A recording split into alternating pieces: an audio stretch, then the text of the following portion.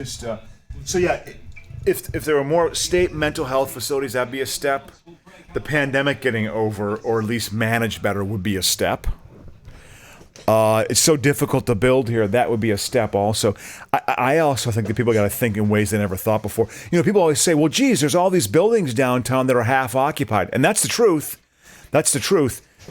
Are these owners, you want to actually have mentally ill people move into your building? Do you know what they're going to do to your building? They're going to beat the shit out of it. That's your asset. Yeah. You know, they don't want to do that. And I don't blame them for that.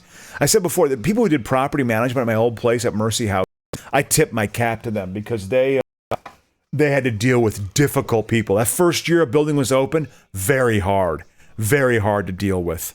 Because, I mean, they haven't lived in a fucking building in years, you know? I think I told you we had a life skills training they had to go through. People wouldn't shit in the fucking toilet, man. They'd shit in a bucket and throw it out the window. Just because they're not used to it. They're not used to doing it, you know? So it's, you know, all these... We don't know management your of those toilets. people is a pain in the ass. Pardon me? What did you want to try to talk about, you think? Well, what do you... Oh, I got a whole thing here. A little bit of Trump's reaction to Colin Powell. Oh, no. I mean, we could. Yeah. I actually kind of like it that... Because he's not president, we talk about him a lot less. I wish he did it on TV, because then we actually could talk about it. Because then it's like it's different if he just sent, like, it's just news. It didn't happen on like a TV show. Let me go over the thing here, and then we'll go live.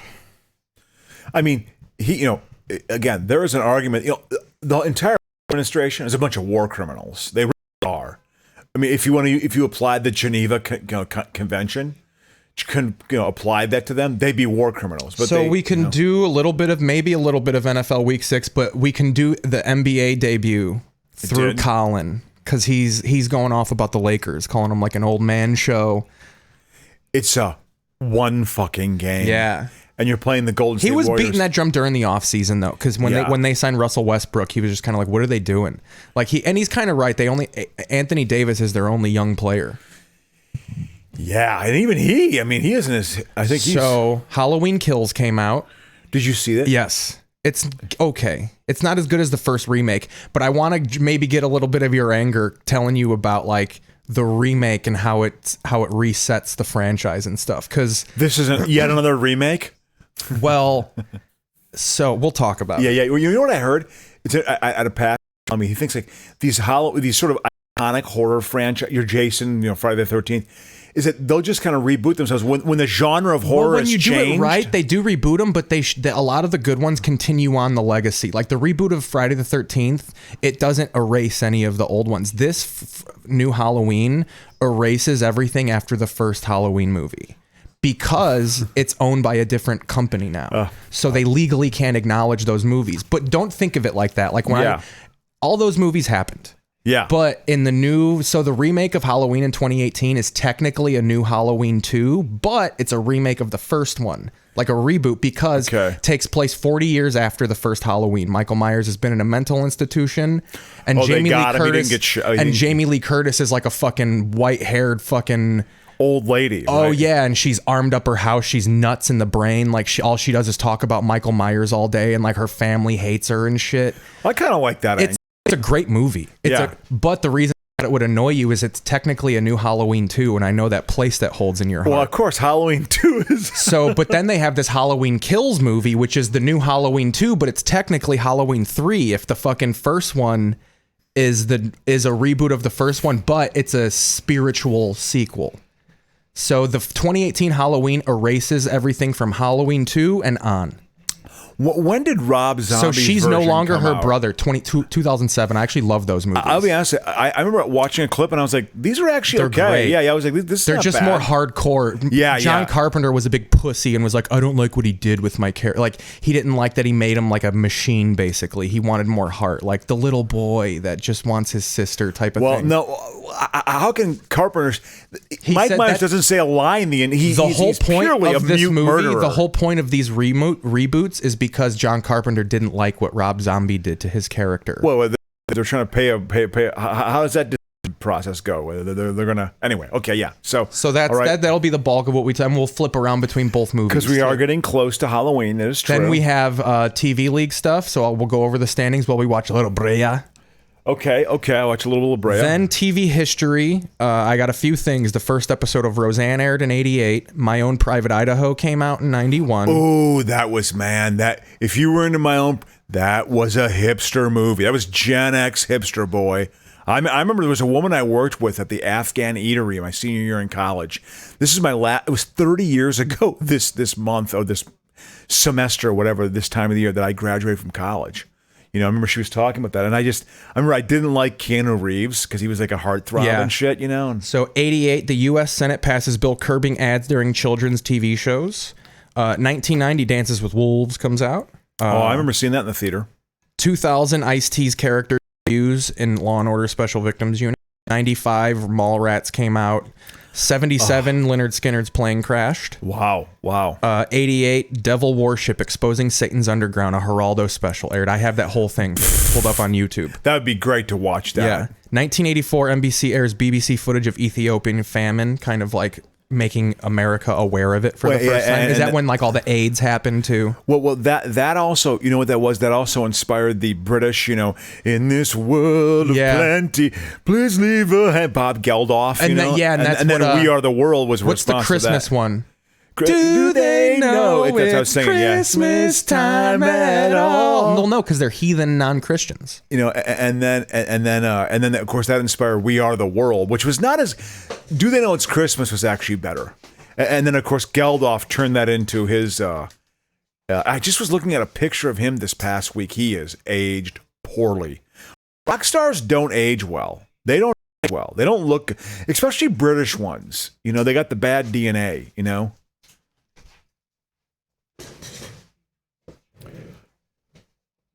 I think we're going to be fighting batteries on this, but we'll do it. Okay, can you? Am I lined up here? Is you're perfect. Yeah, you're good. Can you see the face? Is the voice okay?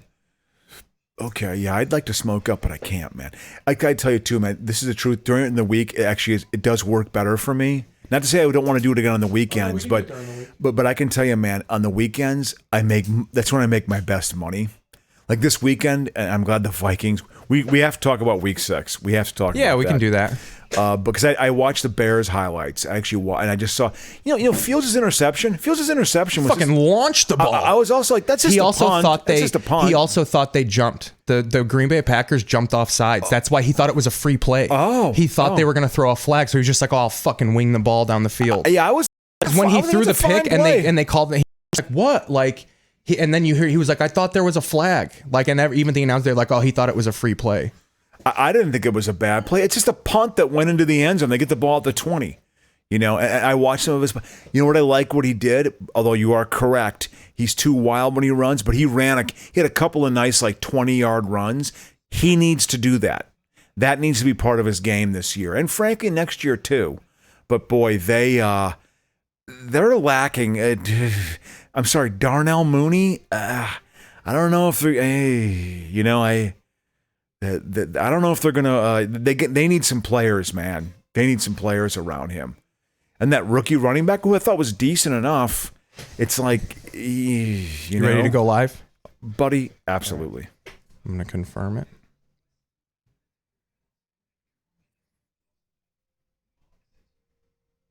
All right, we're here. We're live. Welcome in, everybody, to the We're going to do a couple seconds up top letting you know where you are. This is Keith Paesel's podcast. We're going to do Halloween stuff today. Yep. Got Halloween. Got the history of China on right now. I've been watching this. Got this boring English guy. My problem with world history is it's so like anything past 1800 or before 1800, it's just so boring to me. And most of China is just like in 1542, Chang 56432. They all got numbers attached to their names and shit. But yeah, we got T. We're going to make fun of TV. Welcome to the show, everybody. We'll be back on the other side of the intro here.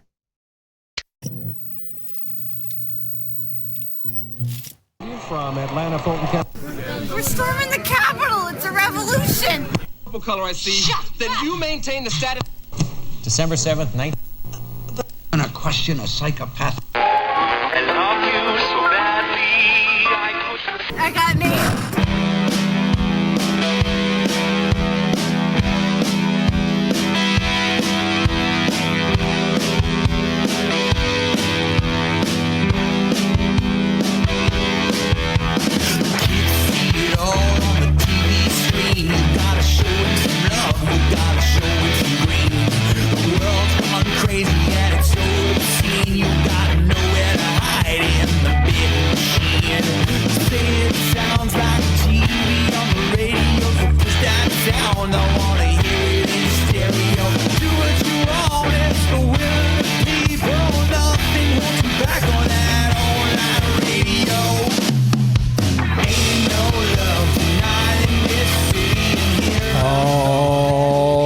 right.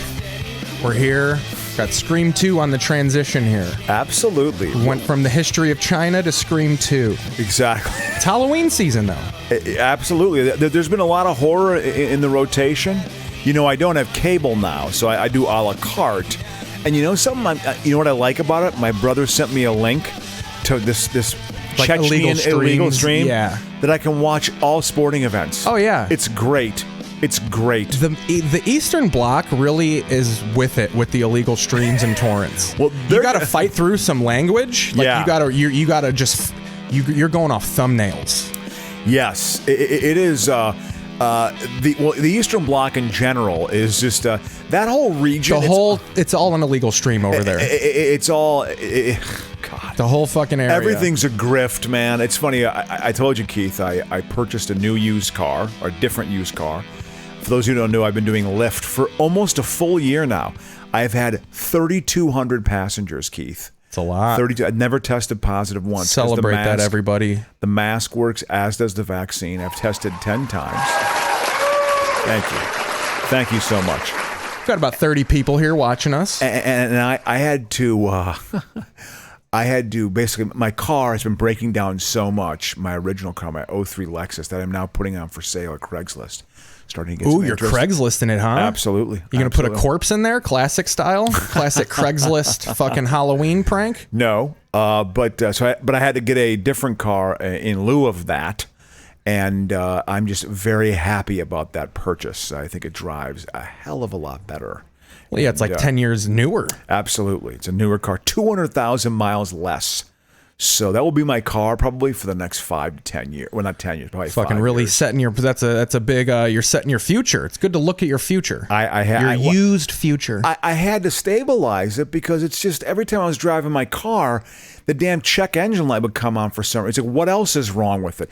It overheated 2 weeks ago, and I had to get 21 different valves, gaskets, hoses, and pipes all replaced. Then I had the front end alignment got totally. I had to do all the new front suspension done. I mean, and then I had to send it in again because what is this, a home improvement episode here? Yes, it is. Oh! And it was so I had to put too much money into it. So I'm trying to sell the damn thing. Hey, Crow, did you give it more power? Wait, is that from Home Improvements is your? See, I used to watch it when I was a kid. That was a big when I was a kid show. I mean, I had no, it was like how I believed in God. I followed my parents. Yeah. Did your dad liked Home Improvements? Yes. God, it's such a He liked show. Tim Allen because of the cocaine thing. Anytime we watched Home Improvement, he'd be like, he sold cocaine. He got popped. He used to party. Yeah. Anyone who used to party, my dad was like, hell yeah. Even look at what his facade became, his comedic facade. Although, as you know, as one of my opening jokes from years ago, I know I've become middle-aged when I actually watched Wild Hogs, and I was actually wildly entertained by Wild Hogs. I was going to say I could pull up the 2001 Chicago Comedy Festival audition. Oh, no. I got it in my... No, we pull that up and you can go, Oh, no! I don't want to watch that. Although it wasn't bad. I will say there's a good meta joke you throw on there about... Throw some slurs out there about how you have the white man's burden. Yeah, exactly. You'd have to change it up now. You'd have to say you'd have to make that negative. Like you made yourself seem like a victim in the joke of like, I deal with the white man's burden. But at the end of the joke, it's like, oh, my life isn't hard at all. Yeah, like you're like, I got the white man's burden, the pressure to succeed. That used to be my closing bit for a long time. It's the end. And people like whoop at the end of it. Like people are like, woo! Yeah, well, because it was good. Yeah, like I was like, oh, wow. Being political was so different in 2001. What was if you don't mind me asking, what were the slurs that were in there? You were saying like Mick, you were calling Irish people Micks and shit well, like that. That's white on white racism. Yeah. That's allowed. Like that's allowed. As long as I wasn't saying things like the Chinaman or something, something awful, No, it was all like, because I got the Mick cross to bear or something like that. What it was is I'm not even an Irishman. You can't call me a Guinness drinking Mick child beating. It's all that shit. It's just that. I actually Yeah, I thought that was my closer. I remember I did that at the Comedy Caravan for an audition in Louisville, Kentucky, and they ripped me a new one. I got totally ripped on that. Boy, when you do stand-up sometimes, Keith, you're going to put yourself out there and you're going to be subject to criticism. Oh, yeah. You know, that'll happen. You bare your soul. They call it bearing your soul. Well, you try to it sometimes. But sometimes it doesn't go so well. I got to get up on stage. I'm getting the itch to go up more frequently. You know, so yeah. Well, welcome to the show. We got Scream 2 on right now. They threw the Sarah Michelle Gellar ad right here because they had Drew Barrymore in the first one, so you had to get like a famous person. By Scream 3, they were done with that. Yeah, who was in Scream 3? They focus more on Liev Schreiber.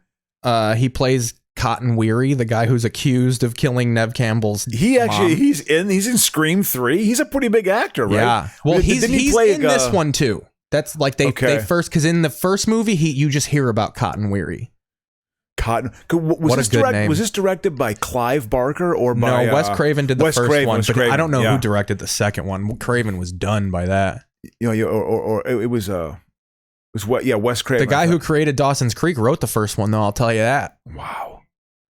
Yeah, this was a big movie. It came out 98, I want to say. Yes, this was probably 98 because Scream 3 was 2000. Yeah. I remember Scream was good. This was 97 next year. God, that's how big Scream was. You know, when it's the next year, they're like, we got to force. Yeah, we got to get when they exactly got to squeeze a sequel in here because there's Nosferatu. There we go. But yeah, it is. Yeah, this was definitely. Again, we're gonna have a bit of a horror theme. Well, yeah, today. we got Halloween movies to go over, Exactly. and also this week in TV history, Halloween debuted. Exactly, but I wanted to think about. I heard kind of an interesting theory that a lot of the iconic horror franchises, what I would call iconic, not necessarily your Draculas or your Wolfmans or your Mummies, but like your Mike Myers, your Halloweens, your Friday the 13th, that they actually just keep bringing them back when the genre itself, like I feel like the genre of horror kind of changed a bit in the 90s. It became something different than what it was, say, in the 70s or 80s. It's less campy. They try and make it more realistic now. Yeah, I think in the 90s they did. But then I feel like I always thought Nightmare on Elm Street was funny. Like, that's why I liked it so much. Like, it's not scary to me. Like, I looked at those movies as like horror comedies. Really? Yeah. Interesting, because the very first Nightmare on Elm Street, and I was like, wow, this is inventive. I mean, he'll wear shades and shit. This is a unique movie. Yeah. Well, I always thought part 2 was comedy also. Freddie had his lines, you know. Oh yeah. And then 4, like all the nightmares are so elaborate and shit like that. They'll be in it looks like a Meatloaf video. They'll be in like a junkyard with cars stacked high.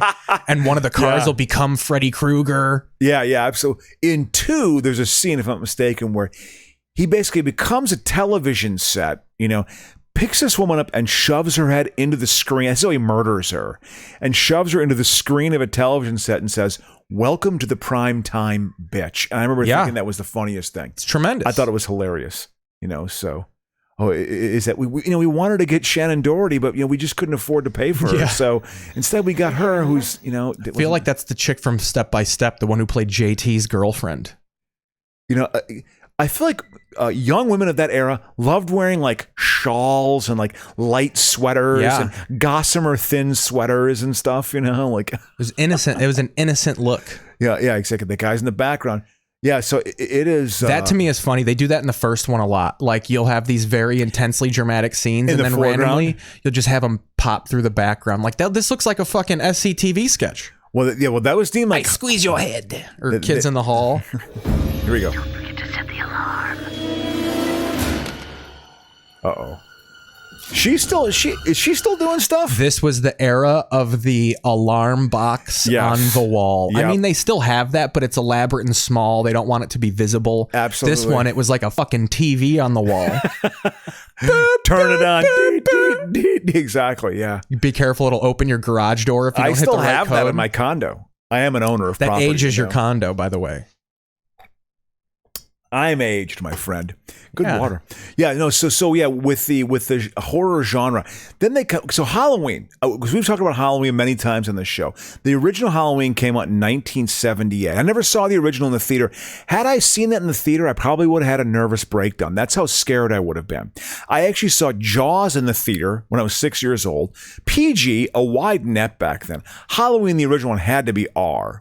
And then, of course, I saw Alien in the theater when I was 10 years old in 1979, which I wouldn't call seeing Alien in the... This is not watching a movie in a theater. When you're didn't doing even this... crack your fingers open? I was literally like, just kind of, and like slowly kind of glancing. Like, I was mortified, and the alien is on screen for 45 seconds. Well, and that is quality filmmaking. Well, that's also why Alien breaks ground, because it's technically not a horror movie. Well, exactly. It's not supposed to be. Well, neither was Jaws either. I was going to say Jaws. I still the don't French consider version Jaws done by Jaws Truffaut. to me is a action movie. Interesting. It's like, I would even say Jaws to me is the very definition of a summer blockbuster. Oh, what? It almost doesn't have a genre. It's a little sci-fi. It's a little suspense. It's a little horror. Yeah. It is. Well, it was the very first blockbuster. They said it was the very first time, because they used to release movies before that. I think like, in Chicago, New York, and LA. Yeah. The original Halloween spent 2 years going. The dude, none of the big studios wanted to distribute it, so this guy would rent out theaters city to city and just make sure that he goes, I did it locally so that if a screening in Detroit went bad, I could immediately just bury it. And go to Cleveland or something. Go to Cleveland, and Cleveland wouldn't know about how it went in Detroit. But if it goes well in Detroit, I'll put a newspaper ad in Cleveland about how well it did in Detroit. Wow. And he goes slowly but surely, like every premiere was more and more people. And then the movie, it was the highest grossing independent film of all time. It was like $300,000. They got some guy to give him $300,000 and it made $70 million. I was going to say, I thought it made $50 to $60 million. Teenage Mutant Ninja Turtles 1 beat it as the most profitable independent movie of all time. And then Blair Witch knocked all of them out of the water, because Blair Witch cost like $10,000 and it made like $100 million. Wow. It made back 4,000% of its budget or something like that. Wow. Yeah. Look at this cast. Nev Campbell, and then that woman on the left was a bit of a party. Then that woman in the middle there with the dress on. It's all Beverly Hills 901. You got to throw Vivica A. Fox in somewhere. Yeah, this was all Beverly Hills 90210. Oh, that's a young fucking Timothy Oliphant. Is that Oliphant? Wow, it is. That is Oliphant. And that guy on the left was someone for a while too. He was an actor he's still in LA fucking doing stand. Yeah. That's fucking what the fuck is that guy's name? Cat. He would look at be Jerry O'Connell. so upset, by the way. Look at this cast. Jamie Kennedy. That's Jamie Kennedy. Whoa. He's the comedic actor? Yeah. There's an entire documentary about him wondering why people don't like his stand-up. And his argument basically is like, who cares if I'm like, everyone was like, why don't you like me? And they're like, I don't know, you're kind of he's just like, but who cares? Who cares? Yeah, Jerry. They had a cast in this one. Oh, man. because the first one was a fucking phenomenon. Yeah, and probably because the story was so flimsy, they're like, we need to just load this fucker up. Oh, absolutely. Yeah, and it's get a bunch of faces. Kind of opposite of how horror movies used to be, because those used to be the launching point. I mean, Nightmare on Elm Street 1 says introducing Johnny Depp. Oh, it literally it gave him a special credit. Yeah. Wow. Well, and then where it would be like Jonathan Depp. Like before he was Johnny. Yeah, John exactly. Q. Depp. Yeah, absolutely. And then is that Billie Jean King? Who's the reporter there? I don't know. It's supposed to be someone like that. I don't think we can crack into that. Oh no, that's fucking Darlene from fucking it's Roseanne. Whoa. Or the aunt, or the Roseanne's sister. Laurie Metcalf? Laurie Metcalf. That's Laurie Metcalf. A Steppenwolf actor. In this one, she has something to do with Cotton Weary. Okay. His name is Cotton. I can accept Cotton Fitz. I'm on down there, got that boy. I'm Cotton Weary. Oh, I've been out in the fields for 12 hours in Cotton Weary. Cotton Fitzsimmons I can accept. Former coach of the Phoenix Suns. And also I believe the Kansas City Kings, if I'm not mistaken, was Cotton Fitzsimmons. Sounds like a powerhouse coach. Basketball coaches in the 70s were hilarious. Gene Shue, Bill Fitch. These guys had these horrible records and would coach forever. NBA coaches are some of the biggest retreads. They coach like 4 different. Bill Fitch won a championship. Do you know Larry Bird's first championship team? Do you know who the coach was? Bill Fitch? Bill Fitch in 1981. I was going to go Bill Russell or Kevin. No, it was Casey Jones in 84 and 86. Wasn't he a player coach? Bill Russell was a player coach in 69. Won like 37 straight titles. Well, in 69, and he was a black guy, and he was a player coach. Do you think in 1969, every time someone told Wilt Chamberlain, so in the 1969 season, do you think he went, Who? Wilt? Why? Because he's 69'd all day, dude. He fucking... There you go, buddy. No, he just lay a girl across his torso and they would fit perfectly. No, it would be women. Yeah, exactly. They would just be on his torso alone. Their feet, he would be sucking on their toes. Yeah, they would be sucking on his dick. That would be a 69. But yeah, it is in '69 actually. Call it the '67. The Celtics had no business beating the Lakers, but they beat them in Did 7 that annoy games. you? Well, I was You were born young. that You year. were I was not a sentient I thought being. I didn't hear the year. It was in because when you were 13, they were still playing each other. Chamberlain and Russell were not playing. No, in I'm saying the 1982. Lakers and the Celtics. They well, you know something? Or the Hawks were randomly good. In that era, it was the Sixers. Rockets were good. It was the Sixers and the Lakers actually 80, 81, 80 to 82. The Sixers and Lakers played in the championship. They played, I think, actually 3 or 4 years. They played in 80, 82, and 83. Lakers won 2. Sixers won it in 83 for Dr. J's only championship, actually. We got moonshiners here on Discovery. 81 was the Celtics because both I think McHale was a rookie. Bird was in his second season. This is non-league TV right here, baby. That was early Celtics. They had Cornbread Maxwell, who was the MVP of the 81 series. What a fucking slave name. I mean, dude, what a 70s athlete, dude. Cornbread Maxwell, World Be Free. You know, these were 70s athletes. This is like if you like an ABA generator. Oh, well, a lot of these guys were from. Well, World Be Free actually was an NBA guy. That Sixers team. World Be Free skin was the red, white, and blue ball. Well, because that 76, 77 Sixers team was actually totally good. They scared the NBA because they just, let's put it this way, they were urban. They were urban in their style. They ran a high-flying game. Like you described the Panthers defense. They're high energy and urban. Yeah, it was, because I think literally it scared, honestly, the NBA in the late 70s, the race thing, oh boy, this country was not dealing with it very well. Is Larry the Cable Guy a moonshiner now? I guess. I guess he's doing this. Here's what I'm doing here, getting her done, making a little bit. Is that Larry? Is that him? No. It literally looks like him. But I tell you what, Larry is that guy's hero. He knows. God, he knows the look he's going for. The shine should move. The shine should move over here, and you still got to make moonshine. Man, is Sam Elliott dead, or could he be the voiceover for this? At the end of the day, anything Got a good style. I don't even. I got to admit, Chico, he's a moonshiner. Ain't no way this guy likes a real Chico in his fucking life. I Watch it. I dare Chico to move next door to this Chico. Yeah, no kidding. Yeah, he Chico would call the man. He would call the man if he moved in next door. But I've drank moonshine. And after that joke, we'll be back. I gotta be.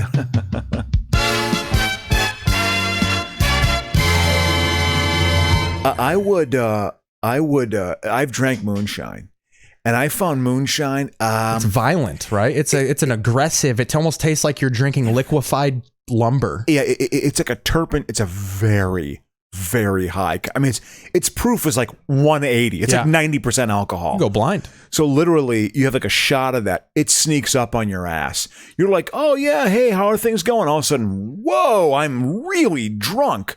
I'm sure you had that moment. I like that. I like that. That's your transition of just like, oh hey, how are things going? I mean, there are times like if I drink brown alcohol, sometimes if I drink it too fast, I'll be hanging out, I'll be like, I'm totally normal, and then all of a sudden I'm like, I am really drunk, and when I realize I'm drunk, it's too late. That's moonshiner talk right there. Yeah. Y'all want that brown alcohol? Yeah, no, you want some moonshine. I was at a gas station in my dad's hometown of Crete, Illinois, which is not the South, but you will hear people that talk like they're from the South. Oh, of course. You go south of I-80. It's Alabama. I don't know if you're aware of that. And this guy was piss ass drunk in the store, and they were like, we're going to kick you the fuck out of here. He was trying to nipple pinch the fucking cashiers and shit. Whoa. Like he was just male and female. And the both? guy goes, yeah. And the guy goes, oh, come on. We just wanted to get some cold beer.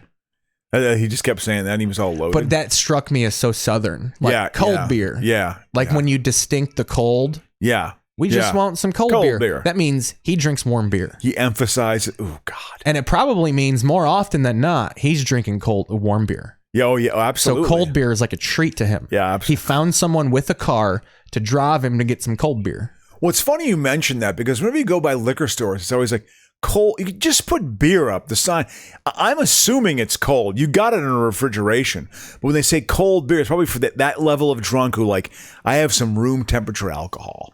It's been in my truck for the past 2 weeks. It's skunky. It's old. I'm drinking it after working my laborer job on a construction site, working with wheelbarrows. I got a couple splinters in my fingers. I'm drinking some warm beer in the cabin of my 1973 Ford pickup truck. Tell you what, while we continue this conversation, I'm going to throw the second episode of the Chucky TV show on. Knock a little bit of this non-TV league show. Did he bite into a razor blade apple? Probably. Oh. Or it's some... Speaking of, that was a Halloween tweet too, not death. Is that Charles Lee Ray probably loves it. Is that Leah Berman's kid? Good morning, happy slashers.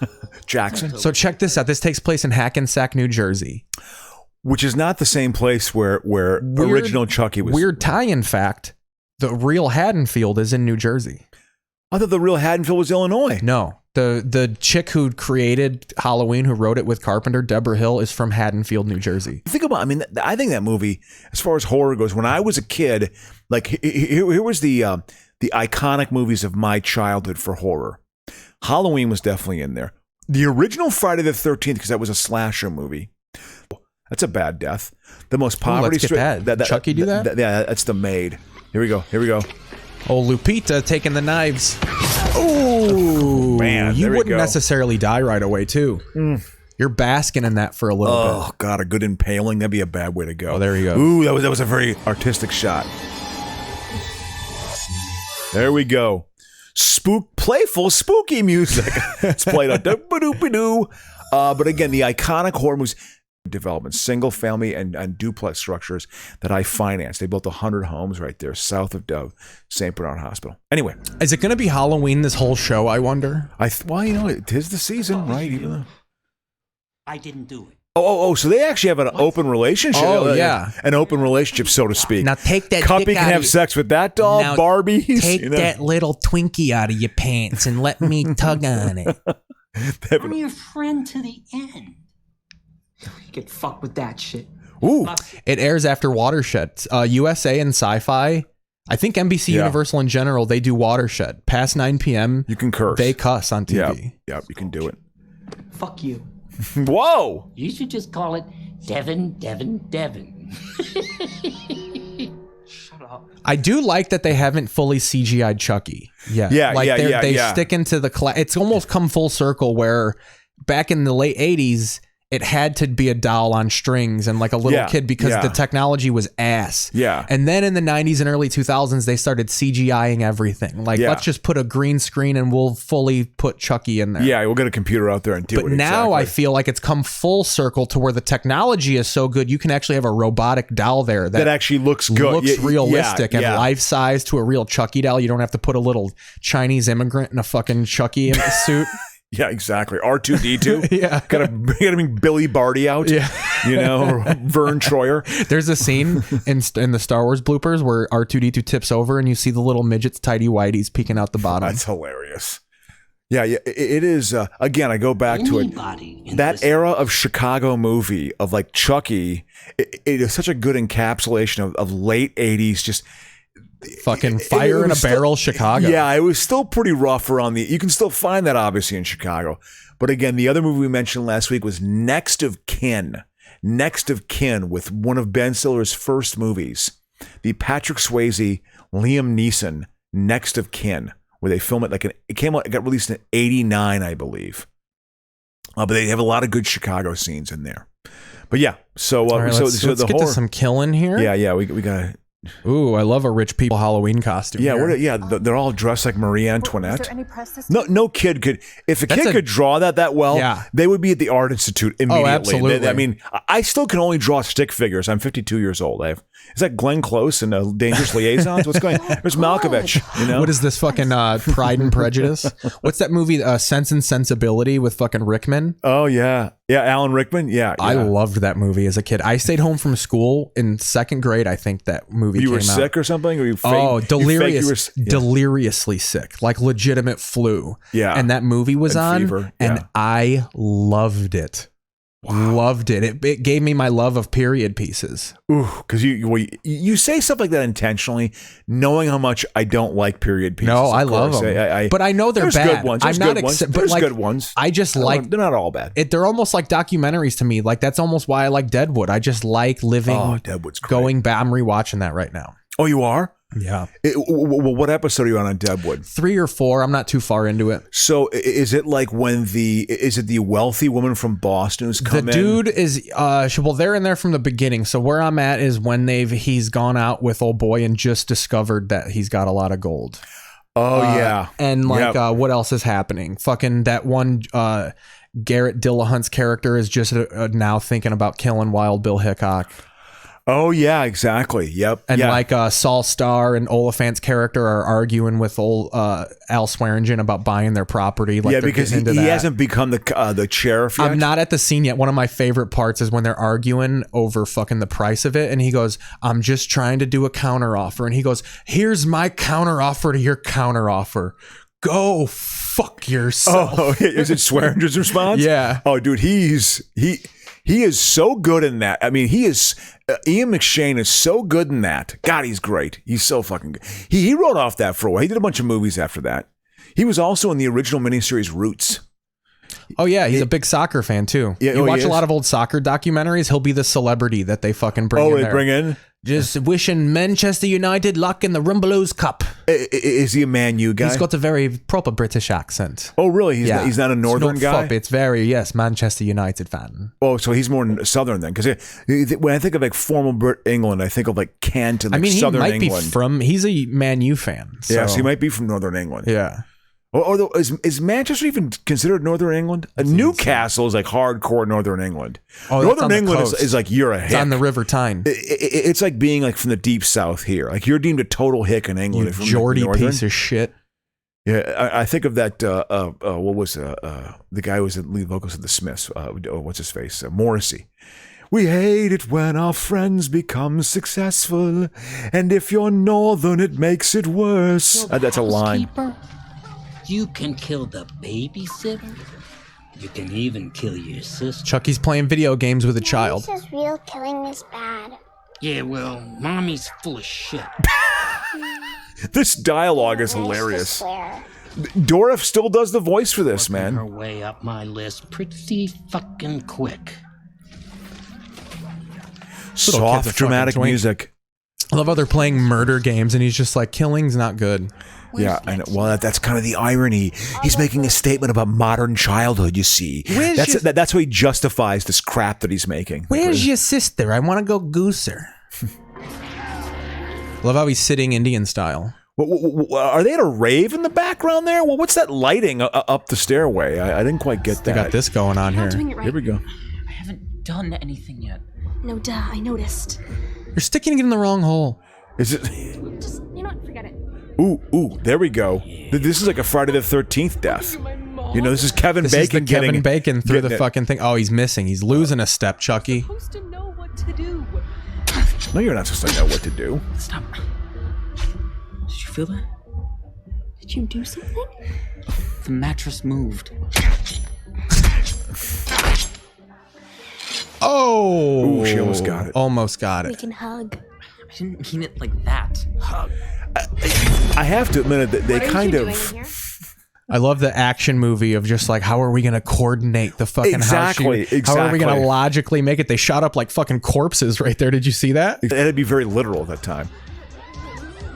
I can't believe how old he's I am so now. fucking... We could discuss. Well, the movie franchise Halloween, not the quote-unquote holiday. Well, that's in TV history because it came out this week. Okay. Which, by the way, the Minnesota Vikings have a bye this week. Thank God they have a bye because I have found this season particularly stressful to watch. Here's what we can do, though. We'll put more stressful than normal. We'll put on Halloween Kills. Which is It's the new one, the new sequel that came out. Oh, it's a Jamie Lee Curtis one? That's current. That's not TV history. Okay. Yeah. Okay. I also have the remake of 2018. We're not going to watch two movies on here. Okay, yeah. But I've informed you of what the first one is about. It's a reboot of the first one, but it's technically a new sequel. So is it him It's getting 40 released from mental institution? It's 40 years after Okay. the first one. He hasn't spoken a word. You got these two podcasters that are interviewing him. And here's the thing that you would like, though. They're trying to throw the modern thing in, is these young podcasters like feel for Michael. You know, he's just a human being. Like, and Jamie Lee Curtis is living in a cabin. Like, no, that motherfucker is the devil. He's a fucking evil creature who is supernatural. And they're like, don't you need sympathy? He needs his day in court. Like, it's just kind of that shit of like how these liberals. Yeah, like how, no, it's not even from a tone. It's like it's not shitting on them. But I will tell you, that is how my generation is. They even have a young kid in the original one who's like, he says there's a line of dialogue when the granddaughter's telling him about how, my grandma's crazy. Some dude fucking murked off 5 of her she's friends. A grandma? She's the granddaughter of Jamie Lee Curtis, the main character. Okay. And one of her stoner friends is like, yeah, but in like today's circumstances, that's like not a big deal. Like, so big deal. One guy killed 5 people. Like, that is so like not bad compared to today.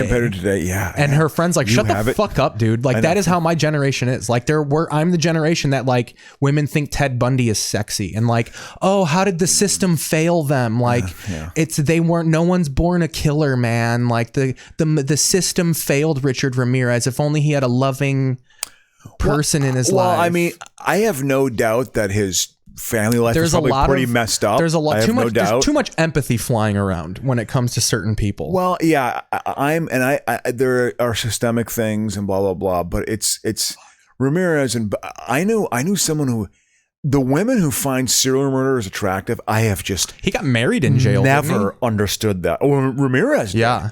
No, I think Bundy didn't, but I think Bundy had like love letters and stuff. I mean, there was definite interest. Love letters to Bundy. What is going on in your disturbed female mind where you think a serial murderer is an attractive human being? What is? Because they want to be the one to like save to them change or them. Like, change I'm them? gonna love them and I'll change them. I think that might be a bit of a pat response. There might be some of that. I wonder if some of it is like, they've got a dark side and I've got a dark side too, and we're gonna watch Justice League. No, and they've got a dark side too, and like, ooh, it's a level that we can connect on. We can connect because I have a dark side, and he has a dark side, and he's allowed to express his dark side. But as a woman, I can't express my dark side, but I can live vicariously. One funny thing about these new Halloween movies, is that Will Patton plays the sheriff, and it's Haddonfield, Illinois, but he still talk like this. Well, let me go down there. I'll check that out there, boy. He's like a Southern accent. Yeah, still? Will Patton always has to have a Southern accent. What else was Will Patton in? Remember the Titans he's in? Oh, yeah, He's the fucking guy. You know what I'm saying, coach? I don't want to coach with no black guy. Do you know what else he's in? He's in No Way Out. Kevin he's in a lot of those 80s movies, like young Will Patton. You know what else he was in? He was in the Martin Scorsese movie. I'm the guy that Alan Ruck beat with soap. After Hours. He was in After Hours, which is a totally good 80s movie that plot-wise cannot work today, because he gets trapped in like Tribeca in like Lower Manhattan, the main character Griffin Dunn, and he can't get out. There's no cell phones. That wouldn't happen now. He would have a cell phone. It would have at least 1% of energy. He would call a cab and get out. You can't get trapped like that, I think, in a big city anymore. You have your cell phone. That's it. You know. So this movie takes place. This is where they have the same font. These aren't bad. Yeah. This one was not as good as the original as the 2018 remake. Yeah. But so this is a line. I'm sorry, Keith. I have to interrupt. I apologize. So is this a remake too, or no? This is a new part 2. Oh, so this is like a remake of part 2. Yes. So okay, so it's a remake of part 2, but also the one in 2018 is kind of a sequel because it still acknowledges the first one. It's not like completely redoing. Rob Zombie's was a complete remake. It takes place in the 70s. Like it's a different sort of Okay. This one acknowledges the first one. So this one, basically, the first one, 2018's Halloween, eliminated everything past Halloween 1. Okay. So this is a new Halloween 2, but if you're still looking at it that way, technically 2018 Halloween was the new Halloween 2 because it acknowledges the first one. Oh, okay. So this is, like, in my eyes, like a remake of Halloween 3. because they do have a zombie element to this. In this one, because it takes place the same night. This picks up right after the first one. I always like that. Rocky 2 did that. Like Here's Will Patton. So in the first one, Michael Myers' his new doctor becomes obsessed with him. Is this a trans woman? So in the first, no, it's not. In the first movie, that is the boyfriend of Laurie Strode's granddaughter. And in the first movie, they go to the dance as Bonnie and Clyde, but they flip it. He goes as Bonnie and she goes as Clyde. Ooh, and then at they the mess with and then gender. at the dance, he cheats on her. So currently right now, she's like, "Fuck you." So that's what you got to realize. Okay, exactly. Is that Will Patton? That's Will Patton. God, he's old now. Look at me. You're good. You gotta kill that boy now. You gotta go to dedicate that. Help! So I'm telling you how he ends up like this. In the first movie, Michael Myers' new doctor is obsessed with him. And when Michael Myers, he's kind of the Michael Loomis Myers character. Yeah, so he's on the bus when Michael Myers breaks free, and he's like following him through the town, and he doesn't want anyone to kill. Well, he's state property. You can't touch him. He needs to be alive. So is he Eastern European? Yeah, he talks now? like that. So at the end of towards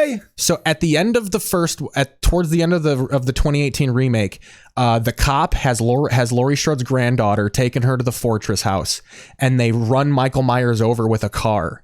And the doctor and Will Patton get out, and Will Patton is ready to blow Michael Myers' brains out, and the doctor pulls out a penknife and lances his fucking artery. And why does he kill him? Because he gets obsessed with Michael Myers. He wants him to live. Like at that point, he's like on Michael Myers' side. Yeah. Is this Pete Holmes? Yeah, right. No, I thought that was too. I legitimately thought it was Pete Holmes. Yeah. It's not. It's the guy playing young Will Patton. Oh, this guy. So this is setting up why Will Patton wants Michael Myers dead so bad. Okay. So I'll speed through this a little bit. What's going to happen is Will Patton and the other cops are chasing Michael Myers. This is the night of the first movie. Yeah. This is Halloween 1.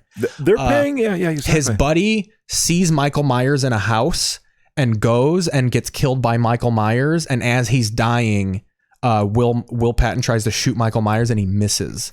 But when the friend is dying, he goes, "Did you get him? Did we get him?"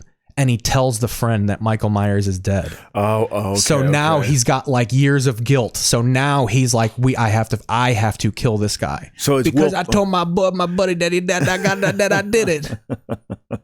Well, I think Will Patton is from like Virginia. He has like a Southern accent. Because he was in a lot of those DC, which is weird because movies. Virginia's not the South, but it totally it is. It's more mid-Atlantic, but there definitely is a Southern thing going on down there, without a doubt. I got my new Comedy Central special because I'm such an important performer. Isn't it wild? Why are we chasing this guy? It's so goofy. Yeah. He walks slow. Yeah. What was gonna get you? So this fucking fat. So that was Clyde or Bonnie? So that middle fat kid right here, it comes into play later. I'm gonna pause it and set something up real quick. So a big part of this movie is Tommy Doyle. Do you know Tommy Doyle's character? It's the guy Paul Rudd plays in part 4. It's the little kid that Laurie Strode was babysitting during the first one. Exactly. Yes. He's played by Anthony Michael Hall in this. And he's this fucking dark, brooding fucking psycho because he's just got unchecked aggression. And his best friend is that little kid that those people are bullying. He is the father of the crossdresser, of the kid who found the sheriff. Okay. So they're setting up their story. And Anthony Michael Hall and this Lonnie dude are like best friends. And this fucking inbred family's making fun of him. Get off! Open your hand! Leave me alone! Not COVID safe right there. Yeah, I know. Well, it's 1978, man. This is pre-AIDS. Yeah, well, according to the Wonder Years, there was a pandemic in that time. What, in 1968? No, in the 60s. In 60. Oh, God. Yeah. I gotta but be honest. But I'm sure if you look into it, there are probably pandemics like that of just like there was a small bird fever going around. Yeah. Of course, like. No, this is a pandemic, what we're experiencing now. This is global. It's called life. That's the pandemic. What did he do? He murdered 3 teenagers down the street. That's also kind of what they change. I feel like he kills more. Like in the first one, they say he killed 5 people. Okay. And in the 2018 one, I keep calling it the first one. In the 2018 remake, they've retconned him being the sister.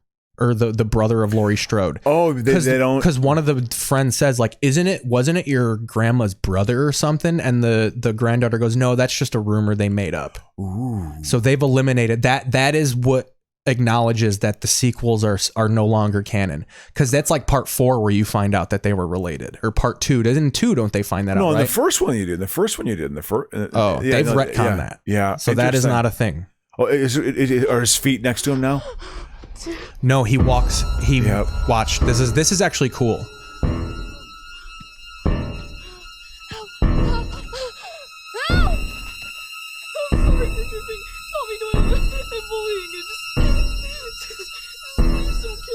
He's just, and then he comes to and he's gone. Like he was probably there for like 2 hours freaking out. Yeah. You didn't see him? Take a deep breath. Who? Take a deep breath. I'm Pete Holmes. I'm gonna riff with you. Let's riff. Don't you want to riff? Yep. One of the cops gets killed. Yeah, this right? is when the Will Patton thing happens. Yeah, I wouldn't mind seeing.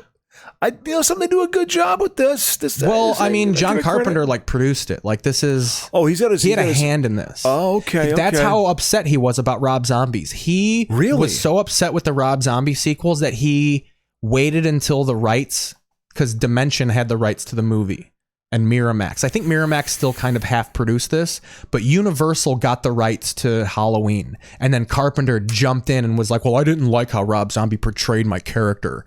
So like he wanted to do something more akin to the original. When the 2018 one came out, a lot of people were like, what the fuck? Like Rob Zombie. Executive producer Jamie Lee Curtis. Exactly. Because what's her face? Deborah Hill's dead. Yes. Yep, she's dead. Yep. Danny McBride. Oh, they spearheaded this. Wow. Danny McBride and David Gordon Green are like the executive producers of this franchise. Yep, exactly. This music was like what? I remember thinking this music was so frightening when I was a kid. Very simple, terrifying. Ding, ding, ding, ding, ding, ding. And I was like, this music's amazing. When I was like 10. So this is the bar. Open mic night. Yeah. So this is the local bar. This is where you introduce Tommy Doyle and the grown-up kid that was just cowering in front of fucking. I think I performed at this place. Yeah. I think Empty that's Factory, my career. Illinois. You need to start standing up for yourself in these situations. Yeah, no, that's right. You're right. No. You see them in the first one. They're fighting over, like they're about to leave their house to go to this bar. Okay. And they're arguing, and she like gets in the car and stares at Michael Myers. I'm so glad they've kept the story logic consistent, because believe me, if they didn't, I was going to be upset. Here's the part of why shit like that matters, I guess, because this was supposed to come out 2 years ago. I was going to say, yeah, exactly. This is a pre-pandemic. So I feel like it's like I watched them back to back. So you're like, oh, it makes sense. These are the people from the car. But this was fucking 3 years ago. There's probably a lot of people who are like, oh yeah, those are the fucking people that were arguing. And she just looked at Michael Myers. God, when I look at alcohol now, I think my relationship with alcohol has changed. It's changed. Living in LA, it's changed. I remember being young, people who drank all looked old to me. Here's what, and now people who drink we all can't look listen to the whole thing to for me. copyright purposes, but Michael Anthony, there he is. Is that him? He's gonna go up here and creep everybody out. He tells the story of the first Halloween movie. Oh, is it turned into a storytelling? It's part. Look at him getting a paycheck. Story of the Haddonfield boogeyman. Too young to give a shit. Too drunk to remember. 40 years ago, he's bombing. A madman escaped from a mental hospital. All of his characters, Anthony Michael Hall, ever since after the teen movies, every character he does is so very brooding and like, oh my God. Do you remember the Dead Zone TV show? Yes. That show was on for like fucking 15 years. Yeah. And every episode, it was just so like, oh my God, I can see the future. I can't be 16 Candles, Michael Anthony Hall, even though I don't even look like him, so you wouldn't even recognize me. But in my weird actor ego, I think people still see me in that light. So I have to speak with an accent. You compare this to him being drunk and fucking 16 Candles? No, and Weird Science. Oh yeah. He don't even have his license. Exactly. He puts on that fake. She broke my heart in two. She broke more than that. So when you get drunk, you talk black, Anthony Michael Hall? Well, he's hanging out with like with the he's Soul in a blues brother.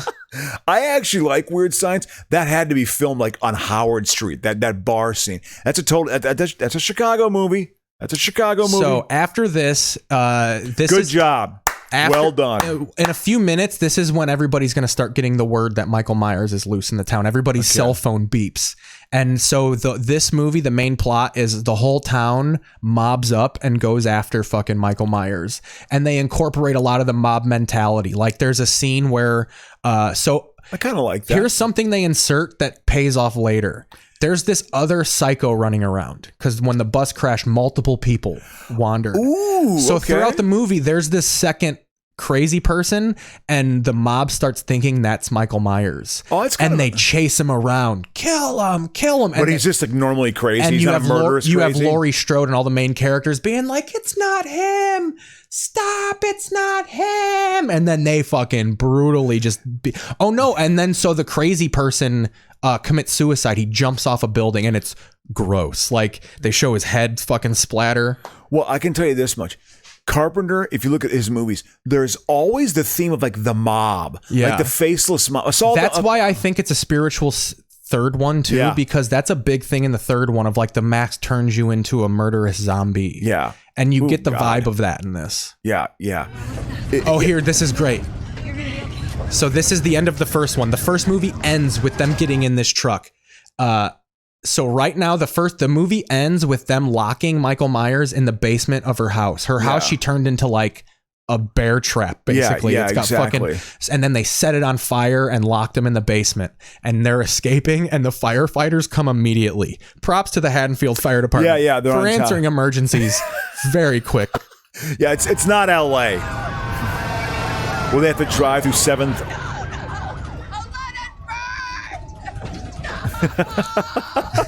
I tell you what, I give Jamie Lee Curtis credit, man. She's, she has no shame. She's gonna ride this out until her death. She's all raccoon haired in this. Why not?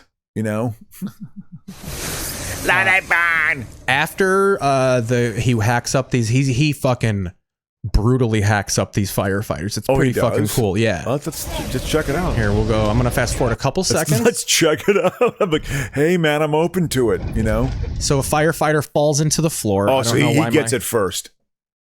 Yeah. Yeah, he gets it first. Alarm whooping, coughing over radio.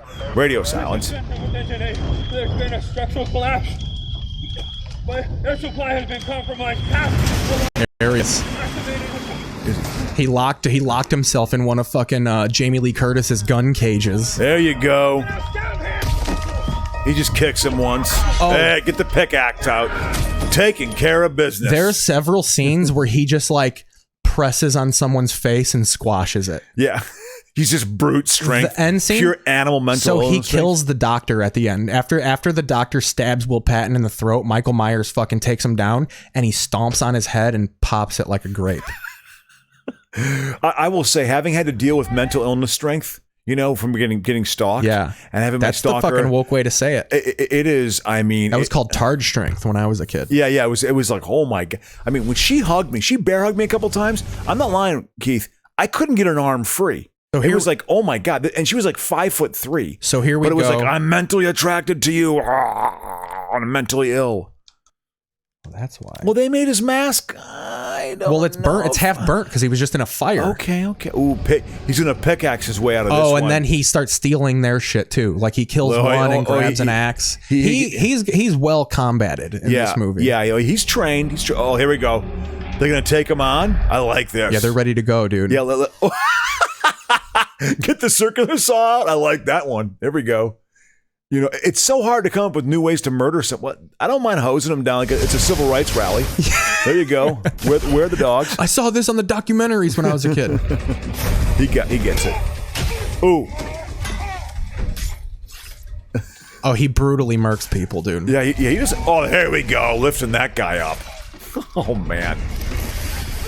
Ooh. Yeah, you thought maybe that guy had a chance. Oh, bad decision.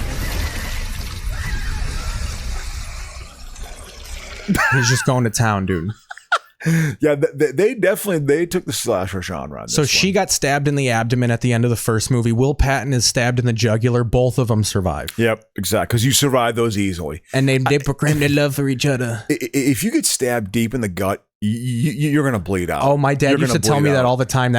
My dad was so weird with the things he had problems with in movies.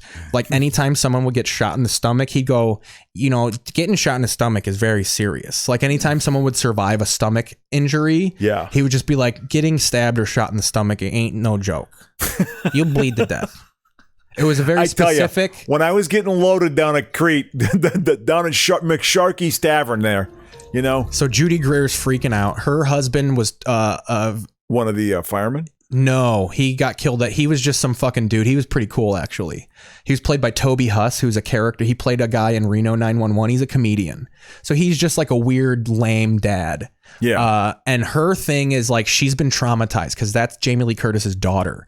And her whole life, she's just been raised to like kill Michael Myers. Like the child services took her away from Jamie Lee Curtis because of the 12. Mike Myers obsession. Yeah. So now she's having to reconcile that like my crazy mom was right this whole fucking time, and I like excommunicated her from our family. And so she feels guilt over that. Yeah. She has to resolve and now that. her husband is dead because.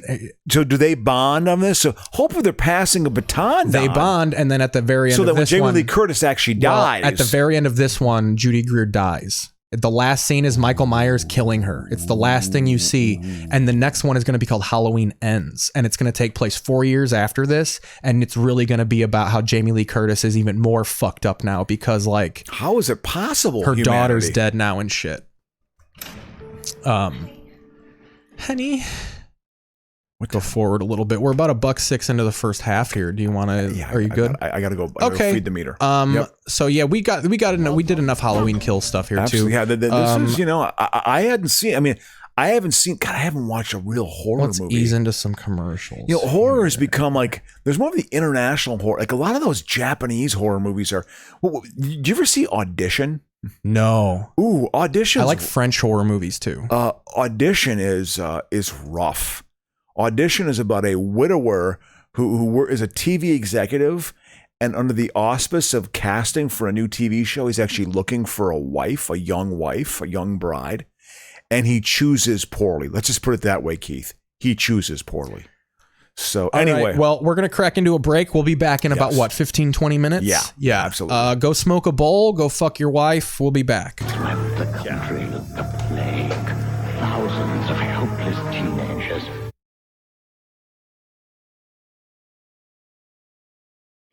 Sorry, that was a mistake. We'll be back. Color?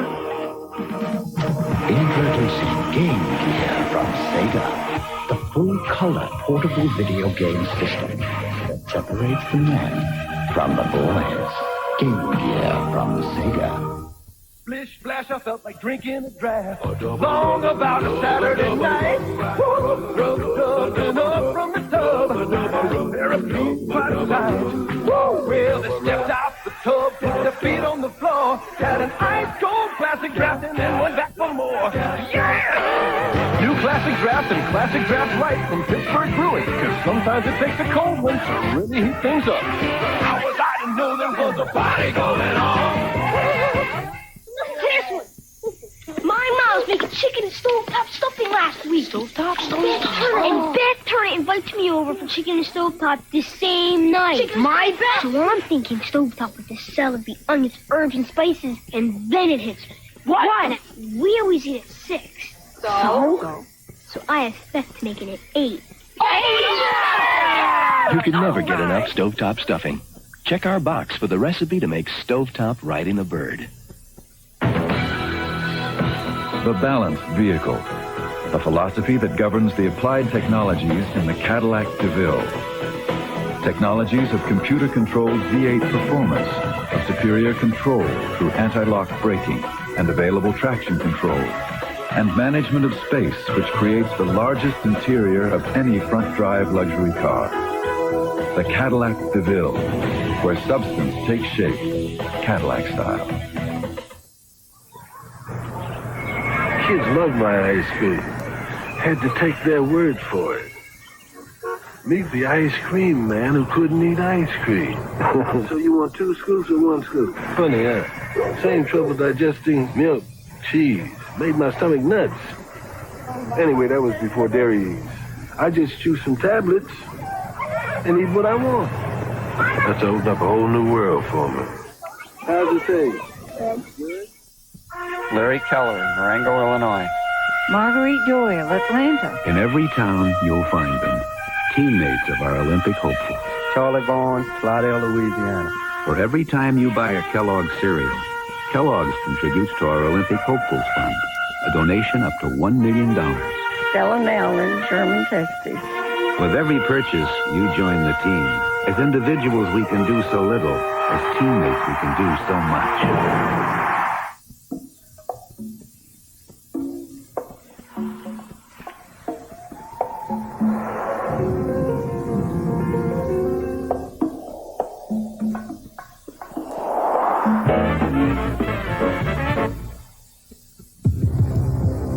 Never underestimate the power of beautiful hair.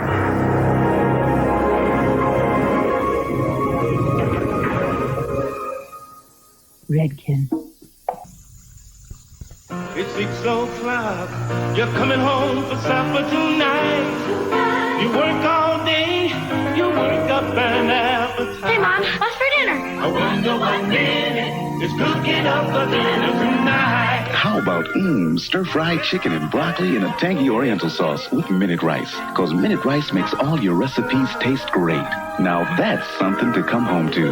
Just look for a minute. It's cooking up for dinner tonight.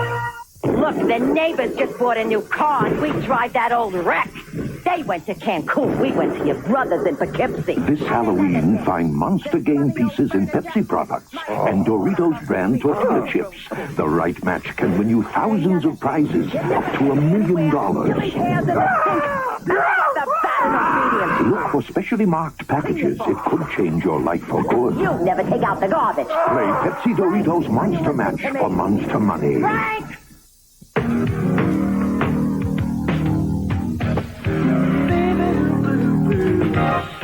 Michael. Are these your hands? Mm-hmm. Son, is there a reason why you wear them? Definitely.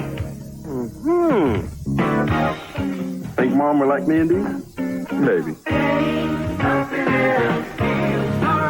Now try Hanes Activewear and Hanes Socks. 2 more ways to look your best. Today, people around the world have a new reason to smile. Because now there's new Colgate Tartar Control. Helps brush away bacterial plaque before it hardens into ugly tartar. For cleaner teeth, it's new Colgate Tartar Control. Now hair that style can be beautiful to touch. The Finesse Styling Collection. Each has a touch of conditioner, so you get the hold that loves to be held. This brings back memories. Oh, these are great. What's this remind you of?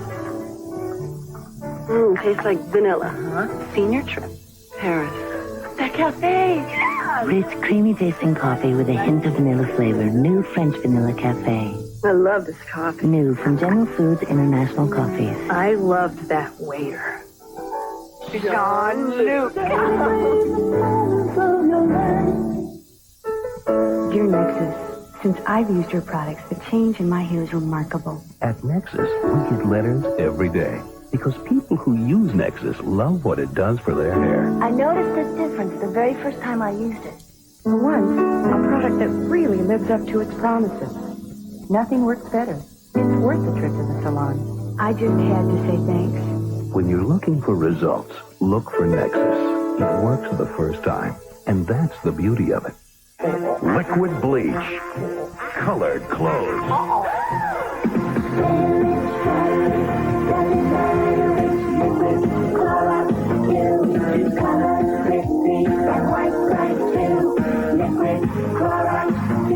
The liquid bleach, great for every wash. Liquid Clorox 2 even gets out tough stains. Clothes look newer, longer. Liquid Clorox 2.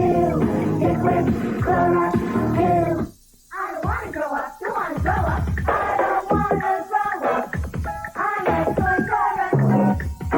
There's million toys at Toys R Us. And I can play with.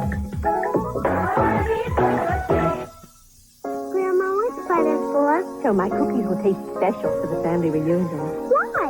butter makes them taste better. Why? Butter's natural. Here, taste delicious. Because it's better. Real butter makes family reunions taste even better. To doctor a cough, you have to keep up with the latest medicine for your family. Like new Robitussin cough drops from the people whose cough medicine is recommended by more doctors and pharmacists. Try this, it's new. Robitussin cough drops have an active ingredient that speeds relief right to your cough to soothe and medicate. Excuse me, try this. It's new. New Robitussin cough drops. Cough drops from the cough experts. Hi, Robert. Hi. Could I have some kicks? You wouldn't like them. Oh, I bet I would. They don't have marshmallows. Please. No chocolate either. Please. Kix is a cereal with a corn crunch that kids like. And Kix is low in sugar. That's what moms like. If you give me some kicks, I'll give you a big kiss. What did it? Kix, kid tested, mother approved. American luxury sedans don't seem to have the sophistication I'm looking for. The Seville STS by Cadillac, where openness and order, form and function, create new levels of sophistication and control. The 1992 Cadillac Seville STS is here, and one spirited drive will convince you there's never been a car like it. Like you just stepped out of a salon. With Salon Selectives, you select your personal shampoo and conditioner. Used together, they work even better to give you salon beautiful hair. Presenting the Hoover Upright with attached hose and tube. There's a crevice binding, blind binding, far-reaching, carpet cleaning, hose-wearing, tool-bearing, ultimate cleaning machine. Hoover invented it.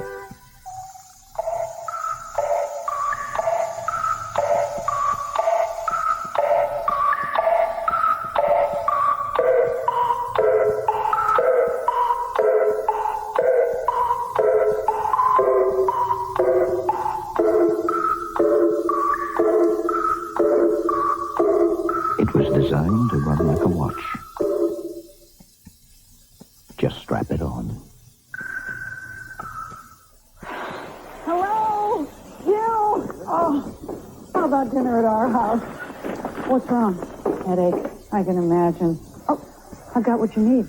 Motrin IB. Works great on headache. My doctor said it's the same medicine, prescription Motrin, but in non-prescription strength. One Motrin IB works as well as 2 regular Tylenol. Here. Oh, no. Don't look. Just keep this. Sounds like they'll need it too. Motrin IB, recommended by thousands of doctors. And your neighbor. No elbows on the table. Remember when eating was simple? Calories. Who cared? Salt? Hey, no problem. Cholesterol. Who knew? Well, eating can be simple again with the new lean cuisine. Stouffer's gives it the taste you remember, but with less fat and salt. Yeah, don't talk with your mouth full. The new lean cuisine. Taste you can love for life. Shop und Save's BOGO series. Buy one, get one free. So BOGO over to Shop and Save this week, where you can get 2 for the price of 1. This is the place for great enchiladas. These are the people who come to the place for great enchiladas. And these are the enchiladas those aficionados want a whole lot of. Chi-Chi's whole lot of enchiladas. 2 chicken, 2 beef, or 2 chicken supremas enchiladas. Add a hot fudge sundae, and that's a whole lot of enchiladas. So if you're not an enchilada aficionado, maybe you oughta. Chi-Chi's a celebration of food.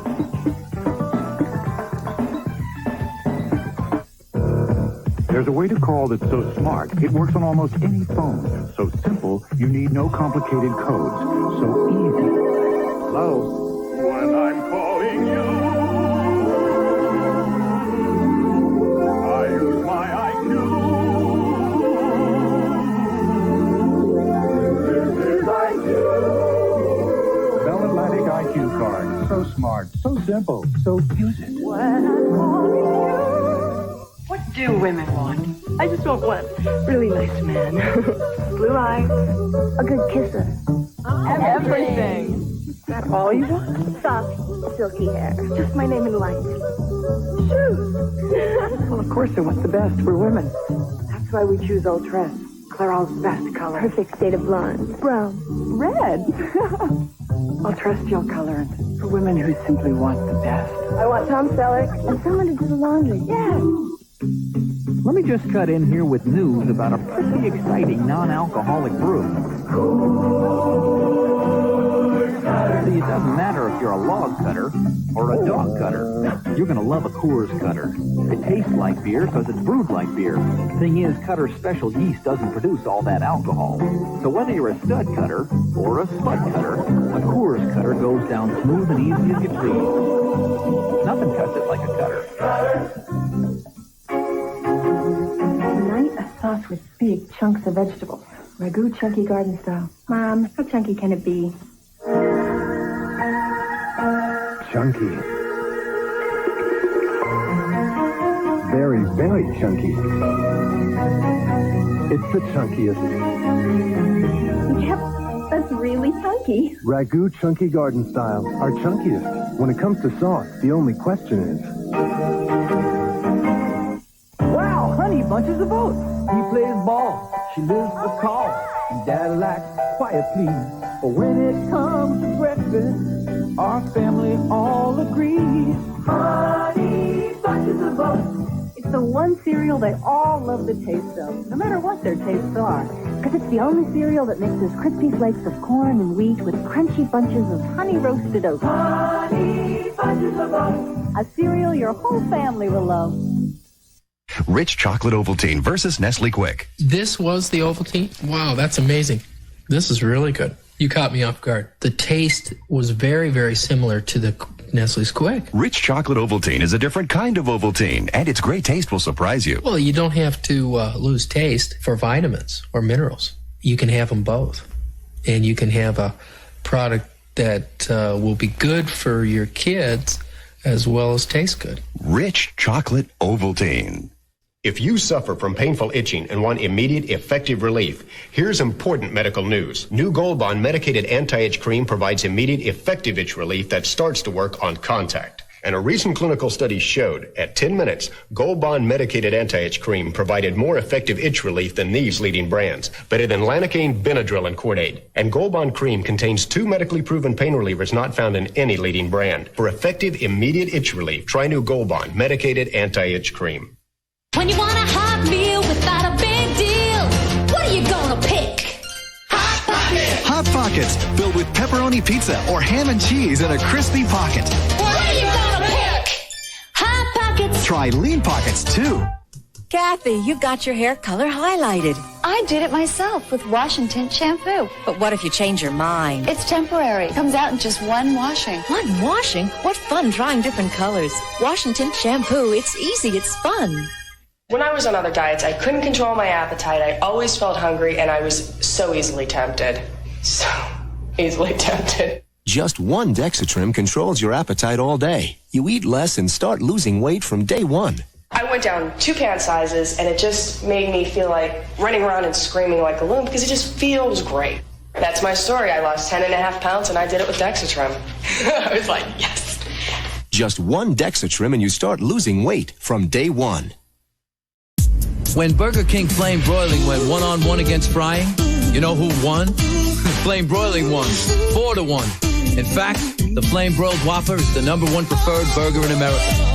And for a limited time, the Whopper is just 99 cents. 99 cents for the #1 burger. Welcome to We Burger may not King. be the world's #1 fast food place. It just tastes that way.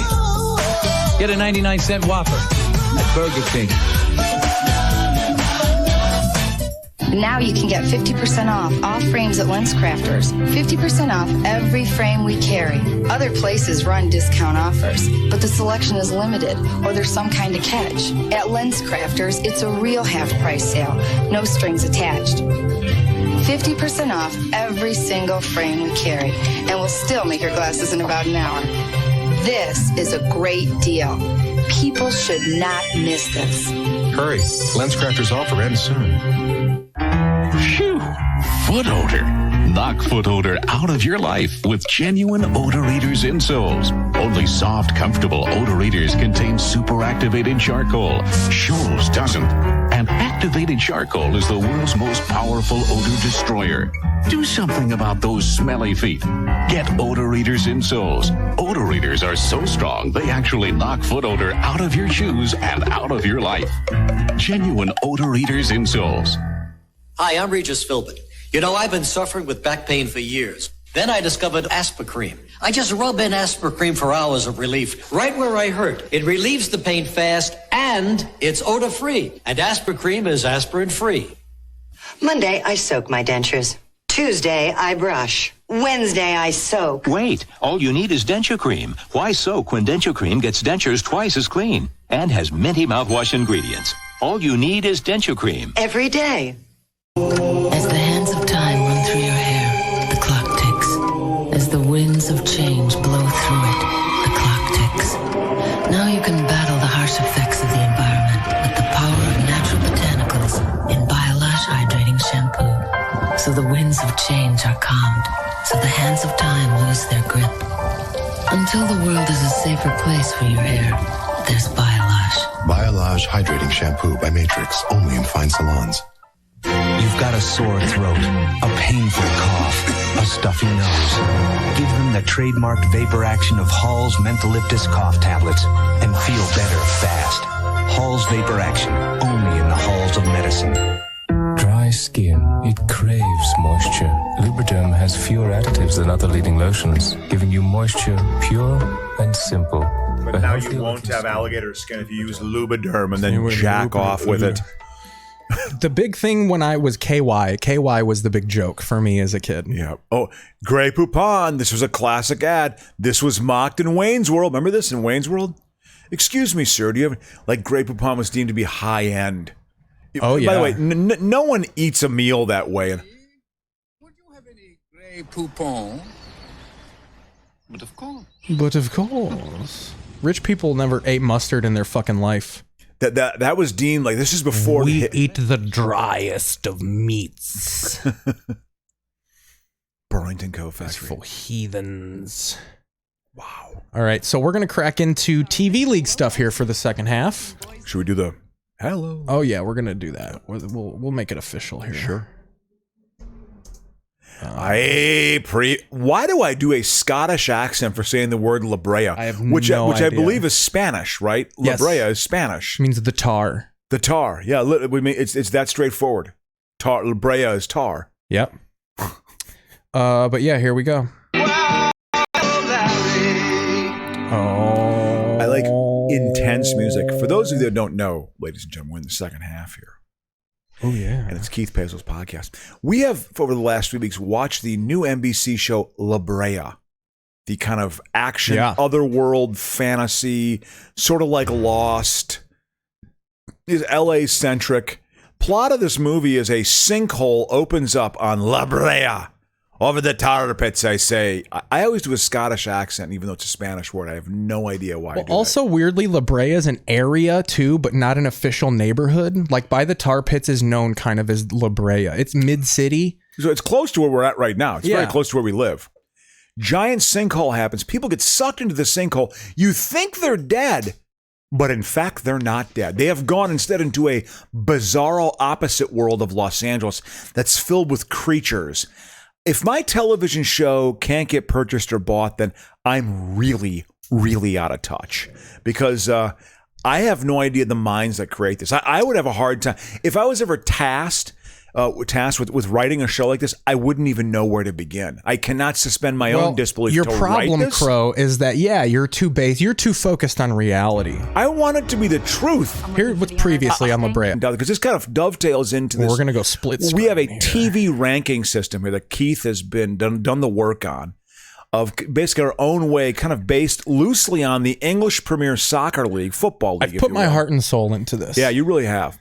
And we determine what the most popular shows are, and they get a certain point rankings week to week. If it goes up or down of viewers, it goes up or down point-wise. So we have our own way of ranking what the most popular shows are. What I like about this is it gets me thinking about, I haven't thought about television ratings since I don't even know when the last time I thought about television ratings. And it's not an orthodox scale. It's not a Nielsen rating. No. Because you don't really do it that way anymore. Although it probably still exists. It's probably deemed old-fashioned. You do it on like number of minutes watched and stuff, right? Isn't that basically what it is? That's the streaming stuff. That's how streaming goes. They still do the view counts, but how TV's different is they don't focus on total viewership anymore. It's all demographic. The 18 to 49 rating It's demo, still the sweet spot, right? That's all if you read the trades and the dailies, all they'll tell you about is the demo. They'll be like, oh, this got a 0.29 in the 18 to 49. They don't even tell you what like total numbers are. Well, that was always the reason it's not why relevant. Yeah. TV networks only care about 18 to 49, which I don't like. I like to know how many people total watched a show. Well, then again, that was the reason why Murder, She Wrote would always score very well. It was always in the top 10 for viewership. Boy, 60 Minutes on Sunday night had 60 minutes. CBS on Sunday night had 60 minutes, and then Murder, She Wrote. But I guess the ads on Murder, She Wrote were like half the cost compared to Beverly Hills 90210. So, because the audience was different. So the here we go. demographic was different. In the primetime division, this is the Premier League of television. We have NCIS number 1, of course. They're fucking Bayern Munich. Number 2 is The Voice. So NCIS has a 37.311 rating. It took 2 wins this week. It got a win in the rating, in the streaming, and it got a win in TV. Okay. Doing well. The Voice took a win. Grey's Anatomy and Manifest both lost. So they're now 3 and 4. Ooh. 27 for Grey's Anatomy and a 26.688 And for... by lost, you mean they had less viewers? It had less viewers than last week. Okay. Chicago Med, Dancing with the Stars, Chicago Med and Dancing with the Stars took wins. Clickbait lost. Clickbait's this most hated popular show on Netflix. True hate watch. It was like number 1 for the first 2 weeks of fucking September. But we're going to be getting into the Squid Game numbers here probably soon in the next week. I got a quick question for you here. Hate watching. When you say hate watching, what do you mean by hate watching? You're watching it to make fun of it, or you're watching it. It's how people are with Trump. People hate Trump, but they watch every speech he made, every minute of every speech, because I got to know what to hate on. Yeah. We're hate watching it. People love hate watching. I'm trying to think, because I'm sure I have. You couldn't do it. You get too worked up, though. You hate watch the Vikings. Oh, I know that. Yeah, without a doubt. I mean, I hate watching. What you do with the Vikings is hate watching. I had to stop watching them this past weekend. I couldn't watch the overtime. It was so upsetting. I couldn't even watch the second half. It's so disappointing because it's so hard to cheer for them because they get defensive they have a third down stop and they always have a penalty. Always. It's a defensive holding. It's some sort of illegal use of the hands. I can't watch it. I can't cheer for it. It's hard cheering for the sport of football, especially cheering for the Vikings, because there's always a mistake made when it's a key moment. You know, oh, they scored a touchdown. Oh, there's a penalty. I have a hard time cheering. I went and got a haircut. Ooh, something's coming through the pussy. Oh, here we go. Is this that? Yeah. Oh yeah, they sent a little machine into it after the 3rd episode. Is this like a probe or is it an actual ship? It's a fucking because they're shoving a tampon into the green vagina. Yeah.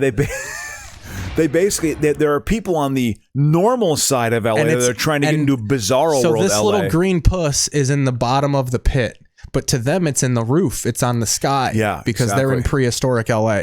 Yeah, which still has a sun, I might add, and things in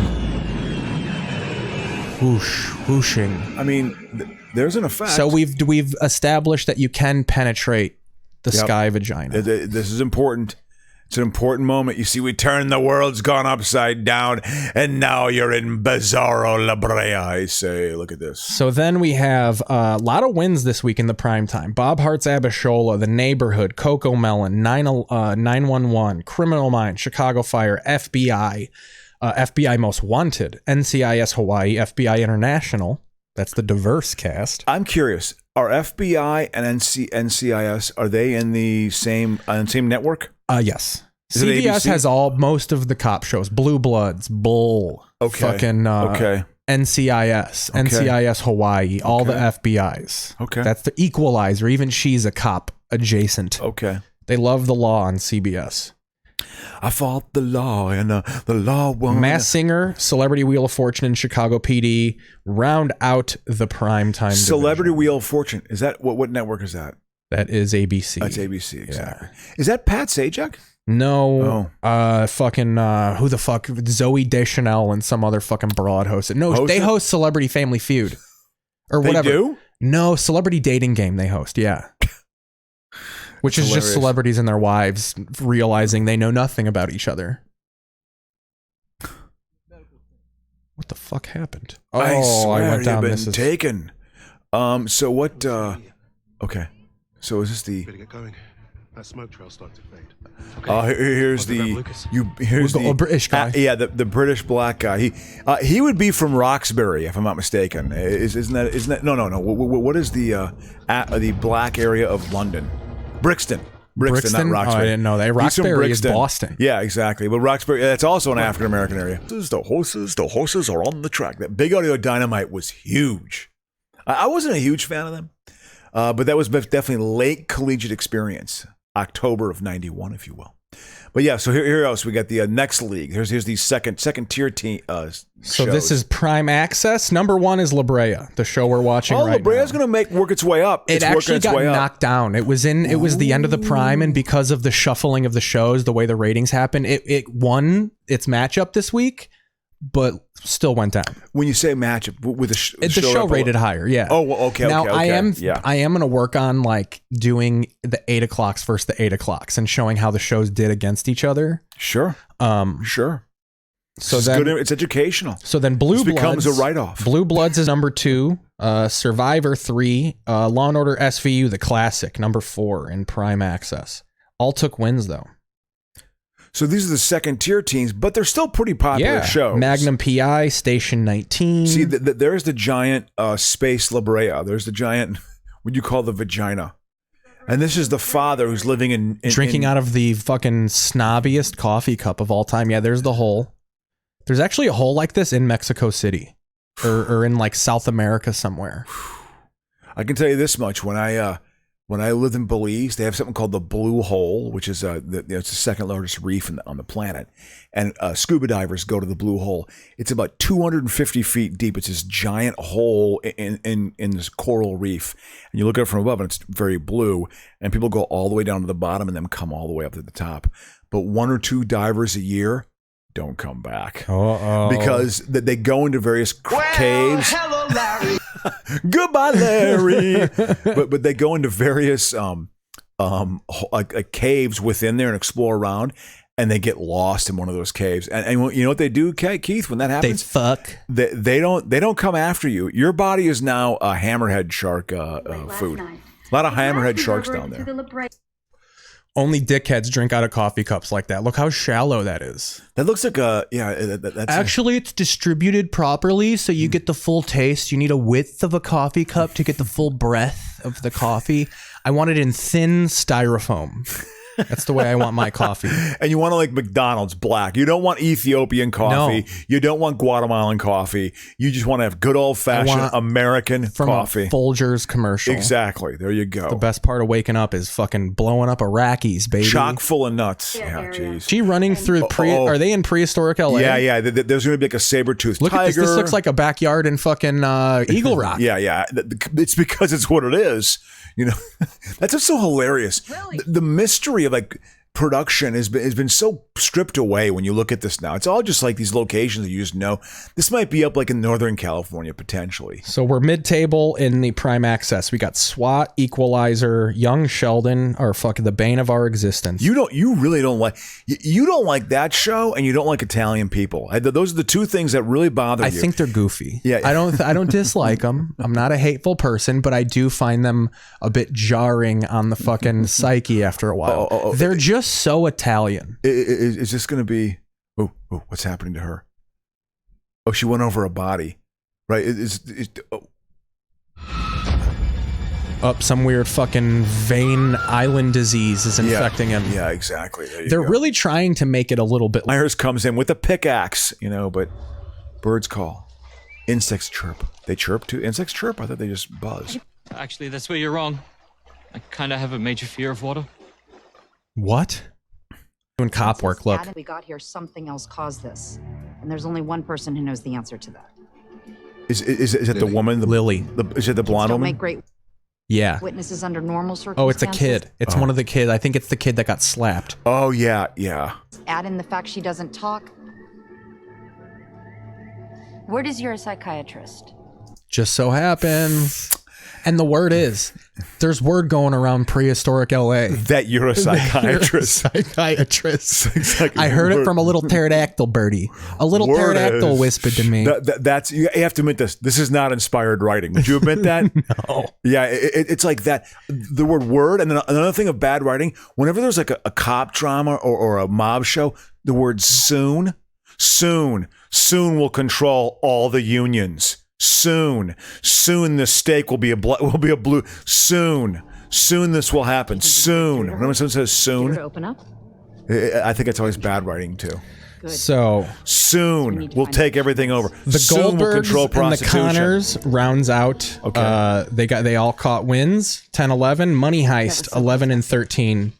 So they worked their way up to the bottom ring of the second tier.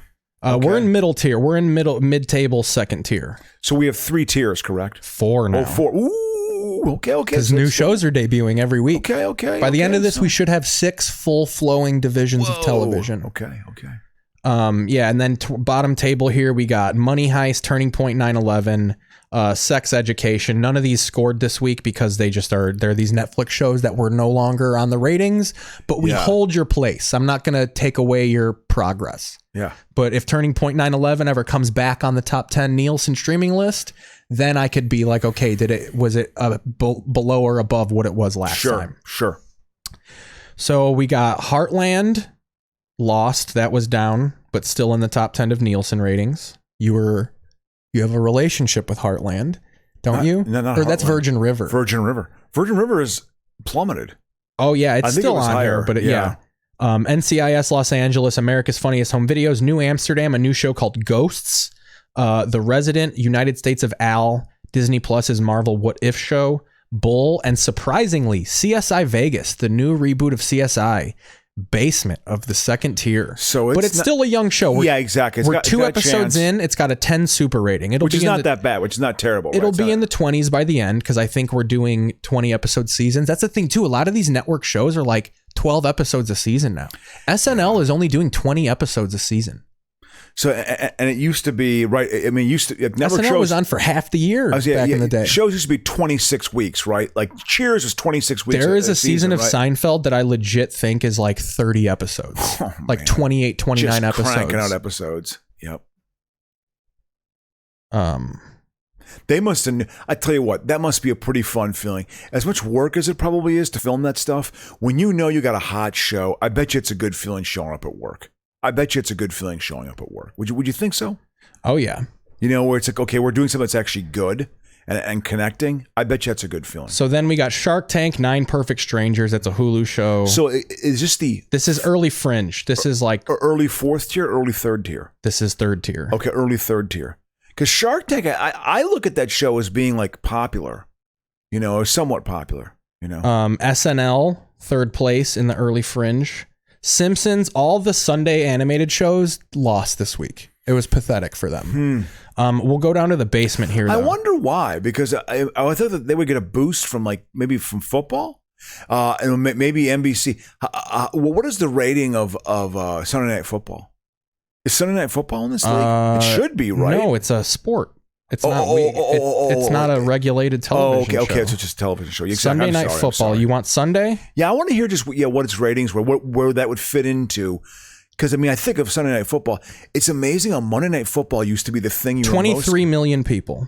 So where would that be? That'd be like in the top 10, right? Yeah, in one shot they would get up in the top 10. Yeah, but Sunday Night Football now is it's green. You see how it's green?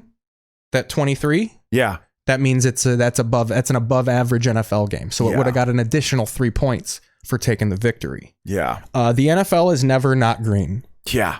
More people watch every week. Well, again, the Sunday night 12 million people watch pregame. God. It's Sunday Night Football is now the game because the Vikings on Halloween, they're on a bye this week. Thank God. Here's Fox NFL Sunday. 15 million. NBC Sunday Night Football, 16 million. Wow. More people watch the CBS broadcast. Tony Romo. People want Romo. Well, Romo's good. I like Romo. I think he breaks it down pretty well. He's a solid announcer. He breaks down the game, the decisions you make, why you do certain things well. Crow, look at these CW numbers. So we're at the bottom of the third tier right now. This is all fourth tier. Ooh. The whole bottom from 17 through 24 is all CW shows. How does CW maintain a presence? Because this is good for them. This is like they're in a place where like if we can get 500,000 to 1 million people consistently, we're good. But this Killer Camp show, 156,000 people on the debut and got less this week. So, but how do they turn a profit? How do they maintain keep their doors open? Well, these shows cost fucking $5 to make. I don't think it's like, do a lot of like open mic comics and shitty comics get like an opportunity on CW? I know a dude who does open mics in LA who used to write for CW shows. He's awful. Yeah. He's terrible. Cerebral. So that was TV League here. Interesting. Let's see what happens at the very end of this episode. Yeah. With Brea. Okay, so he's trying to fucking... Now you understand, I'm a psychiatrist. Do you know the word around town? The word around town. The new unit. There's a new race of people that they've discovered. There's a new unit. My God, the story unfolds so well. I couldn't predict it. All right. Well, you have to do that though. You have to do those tropes. You have to have that in a successful episodic television show, I think. Oh yeah, 100%. Seeing if there's anything from. Oh, those are just commercials. Exactly. So we're going to go to TV history, and a part of TV history is this Geraldo Rivera devil worship expose. For those of you who don't listen to our show, but are getting used to what it's about, we have TV history, which is we go back to like this week, ever since television started in the late 40s, whatever. I remember him interviewing Manson. Yeah, this is when Manson was still kind of young.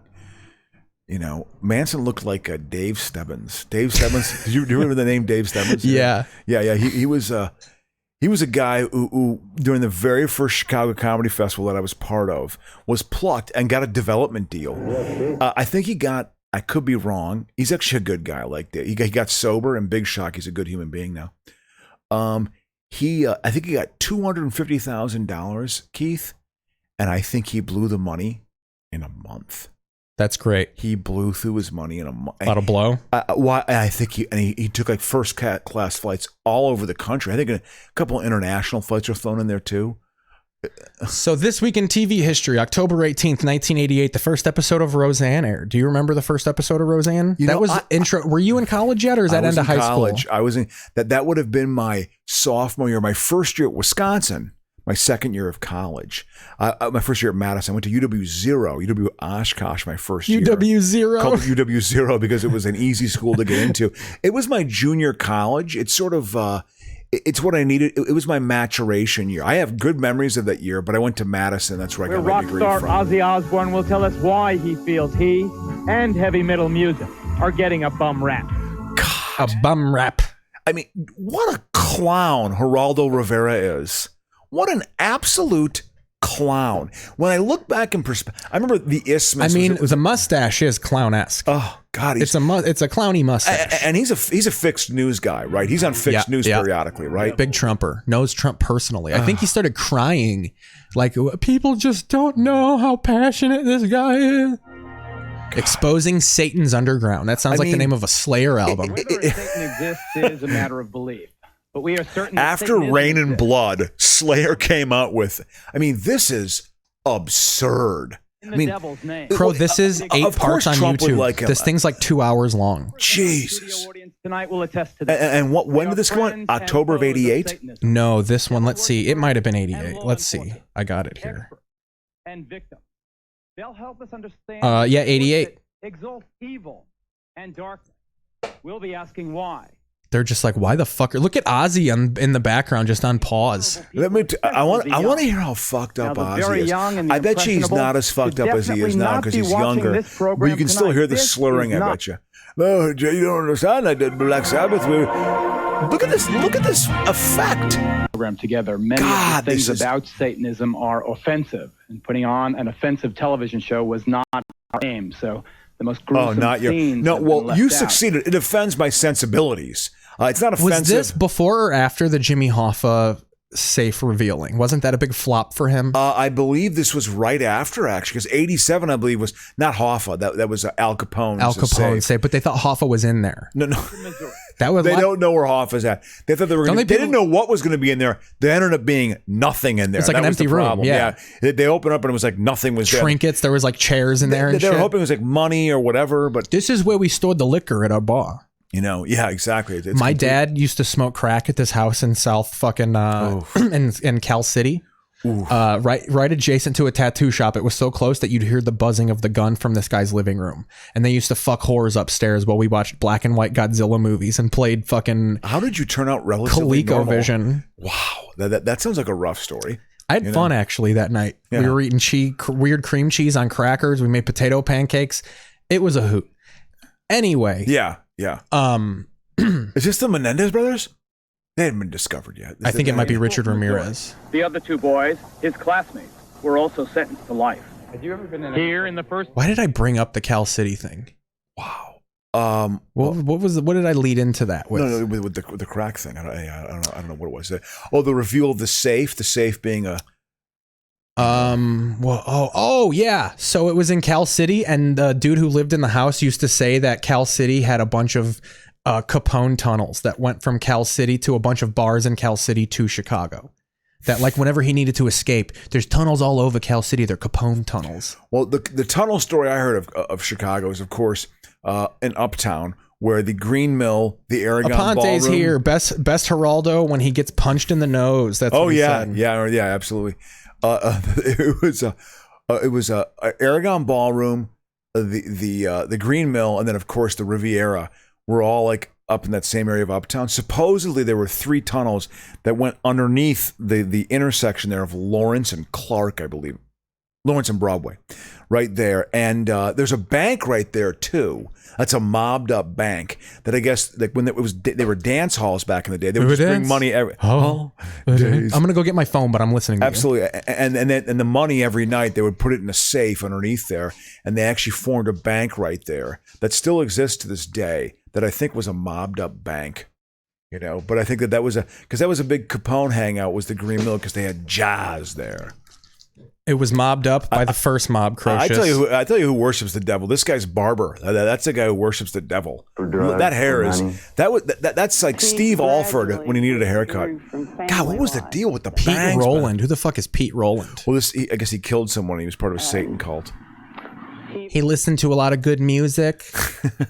Listen to the music. Peace of mind. Music. Listen, Maiden is good. Maiden is good. I don't dislike Maiden, but I don't like the high pitched metal singing. I agree with you. He's the first guy actually. Bruce Dickinson's okay with it. When we killed animals, it was just like we would just fuck things would go through my mind. Holes, dude. We would fucking squirrel throat holes. This is just. It's such sensationalized crap. People are confused. Don't turn it into something bigger than what it is. 1991, My Own Private Idaho, directed and written by Gus Van Sant, came out, starring River Phoenix and Keanu Reeves. Now, is this the first River Phoenix where you're like, this fucking guy's an actor? Well, no, he had been. What was interesting is he had definitely been groomed in the late 80s. Well, he was in Stand By Me, but he was also in a series of movies before that. Sidney Poitier played in Little Nikita, where he plays a Russian. Like a Russian kid, I believe. He was being groomed very much as like if he had been like he was up there with like who would he be on par with? Christian Slater, that sort of caliber of actor. You know what I mean? Like of that era. He was like pre-Brad Pitt, but he would have been in that sort of caliber. Rob Aponte says the bank is TYEY Close Bank. Maybe he typed wrong. Yeah, Close Bank. He said Greeks owned it.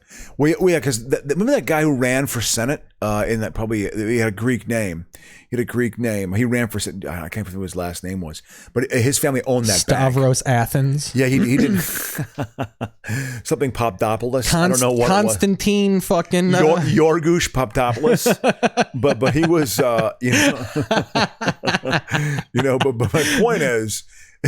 They beat him up? Maybe they just beat him up. They weren't worshiping Satan. They're just bad people. Sometimes, and I think here's the thing about true born-again Christians to me and why I don't trust true evangelical Christians, I believe it is people who have not integrated their dark side and the things they're ashamed about into their life to sort of like just live a more normal existence. They have to suppress that side of their life. These are people that have never spanked an ass during sex ever. Or they have and they feel horribly guilty about it, so they're overcompensating. In fact, I think they may have done horrible things and they want to prove to everyone, no, I'm okay. I don't spank asses. I don't like thick, juicy asses. You know, I wouldn't do, and it could be goofy things, like the little things. Like I always thought that was a hilarious thing on The Simpsons. Jean-Louis. Jean-Louis. It's how he spelled it is G-I-A-N. Yeah, he's right. Yeah, not Julianus, but Jean-Louis. He ran for Senate, like in ran 2010. against Mark Kirk for Senate and barely lost. Yeah, and lost barely. Yeah, he lost. He did, which he should have won, because I think that might have been the year that Obama won in 2008. But he was. I mean, he was a Satanist, crooked. is what we're bringing it. He was crooked, but fucked squirrels, just like the Satanists. The argument that a lot of people who are Satan worshipers have about Christianity, what I understand, is that actually Christianity is more judgmental than Satan. That true paganism and Satan stuff. I mean, the devil is an angel that got cast out because he wanted to be equal to God, right? I think isn't that the myth or something like that? Yeah, I think so. Beelzebub. Right? That sounds dickish. Yeah. I just want your job, and you're gonna cast me down. Let's see what Ozzy Osbourne has to say. Excessive than groups Look at those like TVs. Slayer or Venom or Iron Maiden or some of the others, but still, for some... How the fuck are you talking to me right now? I see tattoos of your name on some of these, teenage devil worshippers' arms. She's smoking a cigarette? Wherever I see devil graffiti and satanic graffiti, I see your name also. So Aponte gave it phonetic, Gianoulis. Yeah, Gianoulis. You say Gianoulis, exactly. The only responsibility I feel is the fact that I'm a true musician in what I play. I don't want to make anybody start doing all this. I'm withdrawing from cocaine right now. To me, I always thought that was, again, they got the cause and effect totally wrong on this when they blamed it on metal music. These people have bad lives. This is the music they kind of like to listen to. That's all it was. You know, if they didn't have this, people murdered in the 1950s also. People murdered in 1321. People have been murdering for so long. You know, it's just, no, it's got to be this explanation as to why. Thank you. I appreciate my explanation there. Yeah. I like this background of the River Thames over his shoulder. Is this Benny Hill in the background? What the fuck city is this? I'm from Birmingham. This isn't Birmingham. Where's Villa Park? Well, they don't even know. You've got London behind me. I'm not some fucking cunt. Some West End playbill fuck. Different. I actually respect Ozzy now. He's from Birmingham, dude. He steals Steel Town, baby. Yeah. He's from the Chicago of England. Yeah, absolutely. We worked hard. We pissed in holes. Yeah. I think they didn't have plumbing. They like pissed in outhouses. Yeah, I believe that. Dude, England was World War II until like the mid 70s. Yeah. Oh, the fact is that, a lot of the world's pretty poor. Let's slide down. Also in 1988, the U.S. Senate passes a bill curbing ads during child TV shows. Did you notice this? Did you notice less commercials? I was 19. I wouldn't watch child shows at that time. I wonder if that's when they're like, you can only show toy commercials. As opposed to cigarette ads. Yeah. But with... Joe Camel was fun. But again, we were talking about River Phoenix. We're going all over the place. Yeah. My Private Idaho. My Own Private Idaho. That was a... Boy. That's about diddling, right? Well, no. It's about two guys who are male prostitutes. Keanu Reeves' character and it's based on what's the Shakespearean play again? Henry, I don't know. It's based on a Shakespearean play where basically Keanu Reeves is a rich kid who just wants to slum it for a while. So he lives with homeless kids in Portland. And River Phoenix is a true kind of screw up. He's narcoleptic too. And they're both basically male prostitutes. By fan request, we're going to watch Geraldo get punched. I like it. But yeah, but it's very much an independent hit. Like the clothing they wear, like that clothing was like, you were hip. But what I heard though is that River Phoenix, I guess, used to party some, then sobered up. But when they were filming that movie, they would film during the day and then go back to Gus Van Sant's house at night, and people just do blow off dicks and shit. And I think we're like shooting heroin. I mean, it was like people were doing some pretty hard, and like Flea was there. It was just a big party house. Look at these toughs they here. were really diving into the lifestyle, of like being a street. And I guess that's when he got truly messed up again. This right here is the face of racism. Like that. Look at that fucking scowl right there. I thought he was the face of an owner of a third tier British football team. Of a pub and a pub. And a pub, exactly. Pub FC. Sick and tired of hearing the sob stories from kikes. Ooh. Uncle Tom. Might get pulled from YouTube for that one. To be a white Go ahead, Roy, go ahead. No, let me tell you.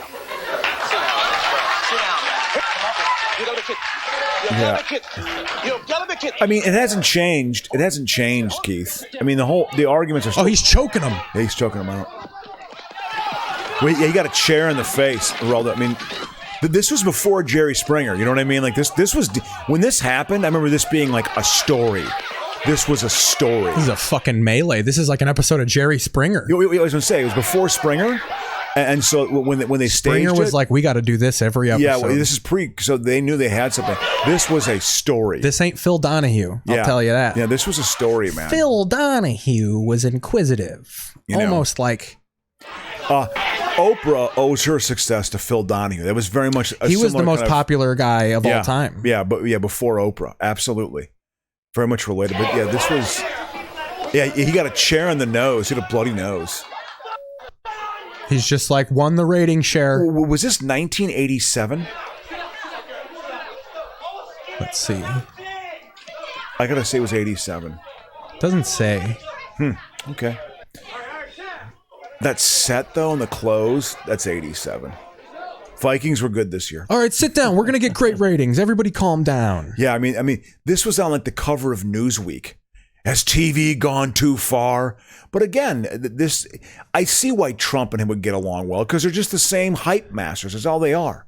I mean, it's just the same thing going on now. This devilish minx right here. Hundreds of thousands, I can't say. Thousands. Looks like a heel manager from a wrestling. Like a female heel manager. That's hilarious. She would, if you summon her from an urn. I remember this guy. Interestingly enough, looks in like the United Spock. States Army, what is it? This Satanism. I think that Well, I eat food and I have confusion tonight because this same term means something different to Satanists than it does to Christians. Well, Satanism means you enunciate every word and you talk Victorian and I wear Draculaic things. Draculaic is a word. It's a style. Now, I'm also doubling as a stunt double for Leonard Nimoy. They're filming New Frontier, Star Trek V, the worst of all the installments. It's always Halloween in my heart and in my soul. The Church of Satan, when it was founded, was composed not of people with a hatred for Christianity, but of people who, by and large, were agnostics and atheists, because they felt that the institutions which had arisen around Christianity had failed in their moral commitment. Really? I'd be like, but what's with the eyebrows? Why do you got to look that way? All that's it's a fine. little goofy, right? Why don't you exercise? Why don't you whack a layer off that lower chin? Satan wants sexy people too. Yeah, I wonder what this guy's up to. Look up his name, man. We got to Google him, see where he's at. Did they say his name? Oh yeah, they put it down below. Yeah, go back like a minute. The failingness. Here he goes. Dr. Michael Aquino. Aquino, yep. I wonder what he's doing now. Probably had a grabber. Yeah. I ate one too many deep fried bat wings, and he got more Mexican as the years went on. Ate a lot of fucking. I bet you they're based either in L.A. or San Francisco. That's where they're at. There's so many Michael Aquino. I mean, look at all these. How about Doctor? And then put on Satanist. Satanist. That's what I want to put. Yeah, exactly. Because Santana. Santiago. This Temple of Set. Yeah, that's him. Yep. Oh, he's still writing books. Wow. What's his wiki? He's got a wiki page? Oh yeah. Is a set of occult. Oh, come on with your. It's a set of occult initiatory order founded in 1975. Yeah. The temple was established by Michael Aquino, an American political scientist, military officer, and high-ranking member of Anton LaVey's Church of Satan. So I would imagine he's still doing that because he's 2014. He's selling Amazon books. Did they give his age? How old is he now? We'll get this biography. He's probably 68 now, I'm guessing. He went to the Industrial College of the Armed Forces. Oh my God, look at him. He's still got the eyebrows. I got to look a little closer. Yeah, absolutely. Now he's got his military gear on. Well, he doubles as a general, I guess. That's what he does. I guess he's... Look at those eyebrows. That's him. That's him. Absolutely. That's him. Oh, man. He's a lieutenant colonel, psychological operations, and U.S. Army graduate of industrial college. So he did things after this. He parlayed Geraldo into a fucking educational career, before, man. I guess. I mean, what decorations include the Bronze Star. So he actually did things. Air Medal, Army Commendation. Yeah, Bronze Star is a big he's thing. A Satanist. He probably fucked the skull of an Iraqi before or something like that. I doubt that. Because they don't do things like that. Academic credentials include the University of California, Santa Barbara. So he was a gaucho. He herded sheep up a mountain? Well, no, a gaucho is a Mexican cowboy. That's what a cowboy is in Mexico. He is a past national commander of the Eagle Scout Honor Society. So there's the child diddling. Recipient of the Night Eagle. This is still him? Oh, dude, yeah. In 2006, following his retirement as a U.S. government officer. Holy shit. He was recognized by Scotland's Lord Lion King of Arms as the 13th This might be the Baron. most accomplished Satanist in the history of the world. Oh, absolutely. He is the author and editor of numerous books on political, military, and initiatory subjects. Cults. All currently... with his wife Lilith, who is a summoned spirit. Lilith would be a good Satanist wife's name. Oh, Lilith. An immortal cat lives in San Francisco. Of course he lives in San Francisco. Of course he does. That makes perfect sense. Look at that.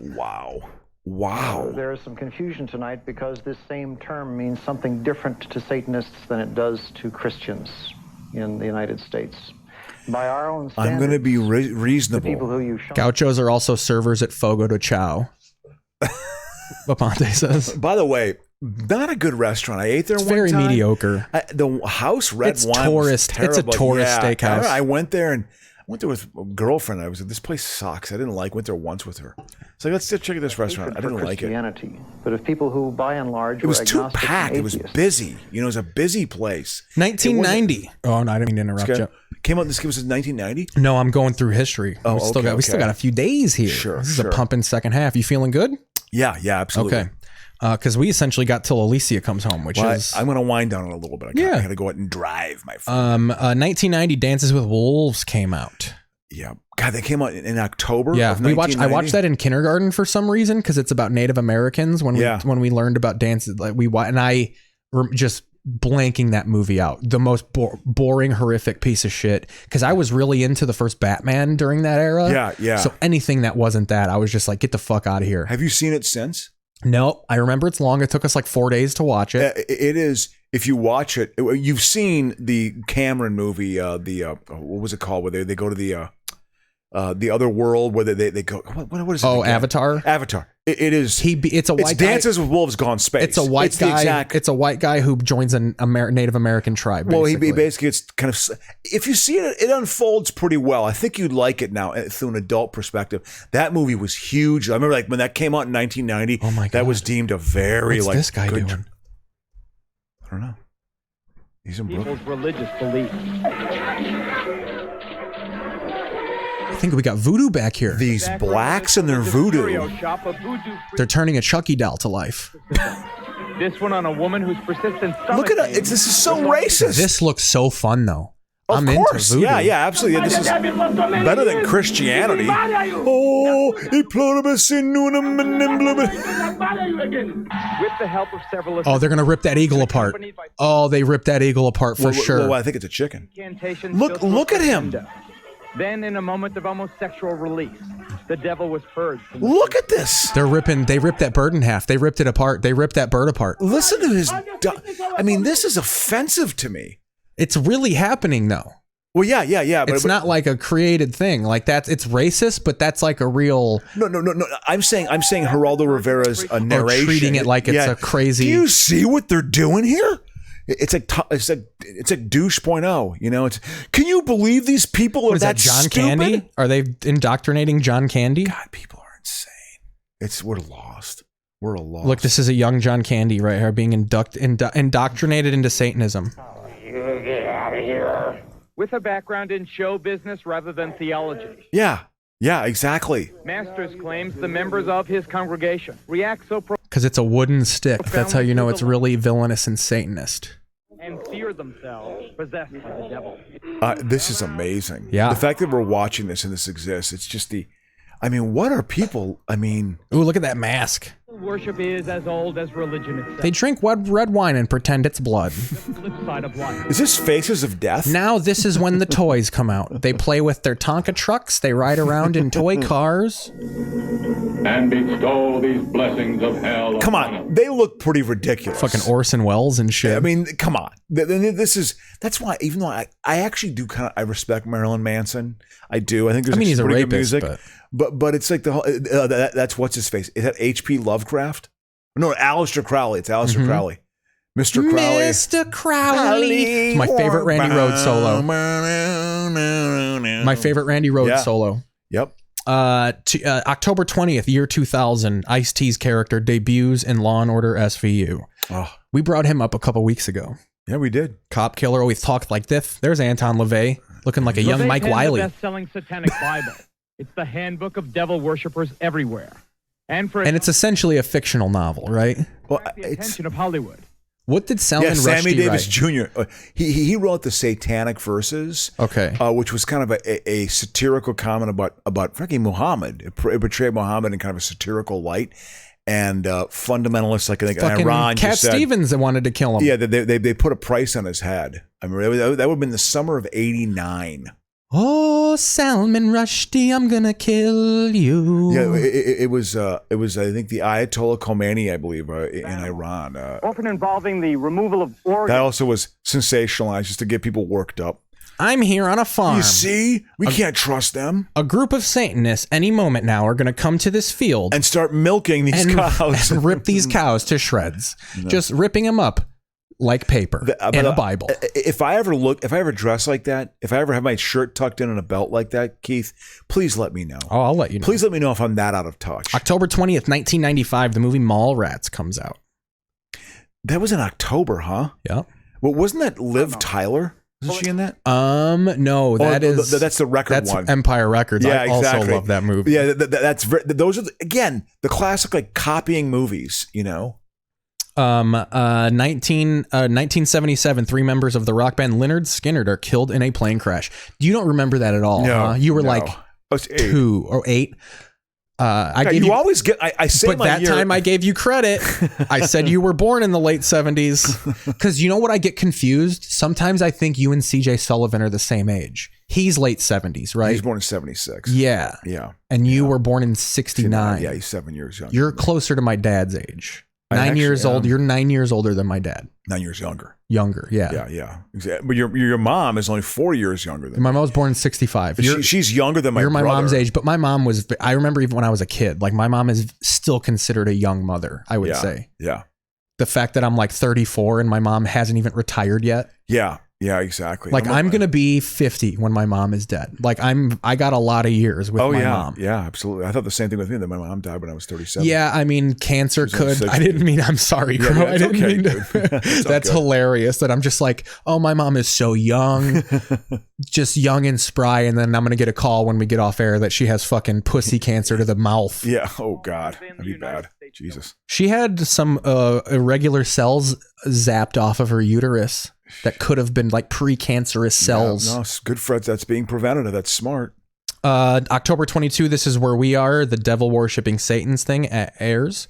1984, NBC airs BBC footage of the Ethiopian famine. This started the aid era. Yeah, absolutely. Where rock and roll is going to save the fucking world. Well, it's amazing. Just from that time to Christmas in 2 months, you had Feed the World. Do they know? At this world of I'm doing Boy George. And in this world of plenty, but save a prayer for the only. That's Simon And then Lamont. Live Aid happened off that, right? Well, yeah, Live Aid happened. Because Bob Geldof was like, let's do this for a week straight. And then, but in response to the British one, there was the Farm Aid. No, there wasn't Farm Aid, but there was the We Are the World, which was done. Quincy Jones, bro. I remember We that. Are the World. The first Super Bowl I ever watched, they played that at halftime. What's the first Super Bowl you actually remember watching? What's the first one we actually have memory? We probably had this conversation. Bills Cowboys. When Michael Jackson sang at halftime. Oh, the one at Pasadena, the first one. When he not sang the "We second Are the one. World." When Michael Jackson sang "We Are the World" at the Super Bowl, because my dad had it blaring in the basement. Yeah. Like I remember I went down and I remember the Cowboys were just fucking housing the Bills. Yeah. It was ugly. Oh yeah, I remember watching that. But I remember Jacko was more people were watching it for him over the Super Bowl. That probably was one of the least watched it probably went through the roof at halftime for Well, what's Jacko. interesting about that one, and you probably know this, that was the first one when the NFL, the previous year, that was when Living Color did a show during the halftime. No. I mean, in Living Color. And it got huge ratings. The halftime show of the Redskin Bills Super Bowl was like this up with people, like streamer. It was really dated. It was like Mormon entertainment. The Osmonds were probably doing it, and they got killed on the ratings. And they were like, "Okay, we're gonna get Michael Jackson. That's what we're gonna do next." So that was the first time when it was like a pop star. Dude, the Osmonds did the halftime singing "Crazy Horses" at a Super Bowl would have been incredible. The light show alone. You gotta admit it. That was a pretty. Crazy Horses is the jam. I'm sorry. I think we have to go off on a tangent again. That's all the show is right now. We've watched the Satan worship thing, which was totally unexpected, which I actually appreciate. You want me to play Crazy Horses? I think it's going to get popped. I think it's going to get popped for a thing. Shoot. They own it. Can you do like 10 seconds of it? Yeah, you can. It is a bizarre song. It's them trying to be like edgy. It's them trying to be kind of hard. It is bizarre. When we watched it that time, I was like, this is odd music. I saw them in concert. My very first concert, the Osmonds, 7 years old. Oh, I'm sure you were just like, what the fuck is this? Look, Well, I put in wasn't Crazy really that and it's the into it. first thing that comes up. That's how often I watch this. But I had a real crush on Marie Osmond. I mean, I like She was a little cutie. Oh, she was adorable. Listen to this. So that's the beginning, but look at him getting into that fucking piano. That's fucking... Is that a theremin? Are they playing a theremin No, there? the theremin doesn't have keys. It's like a thing, but the dude playing the Or is it keyboard, that's part of the Donnie. theremin? Donnie's playing the keyboard. Look at them, dude. They were really getting into it. They thought... They wanted to be Led Zeppelin so hard, dude. That's Alan. Come on.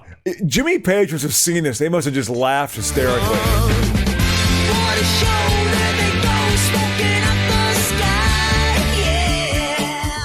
This might get popped when we post it, but I can edit it out. That's Donnie Osmond. Yes.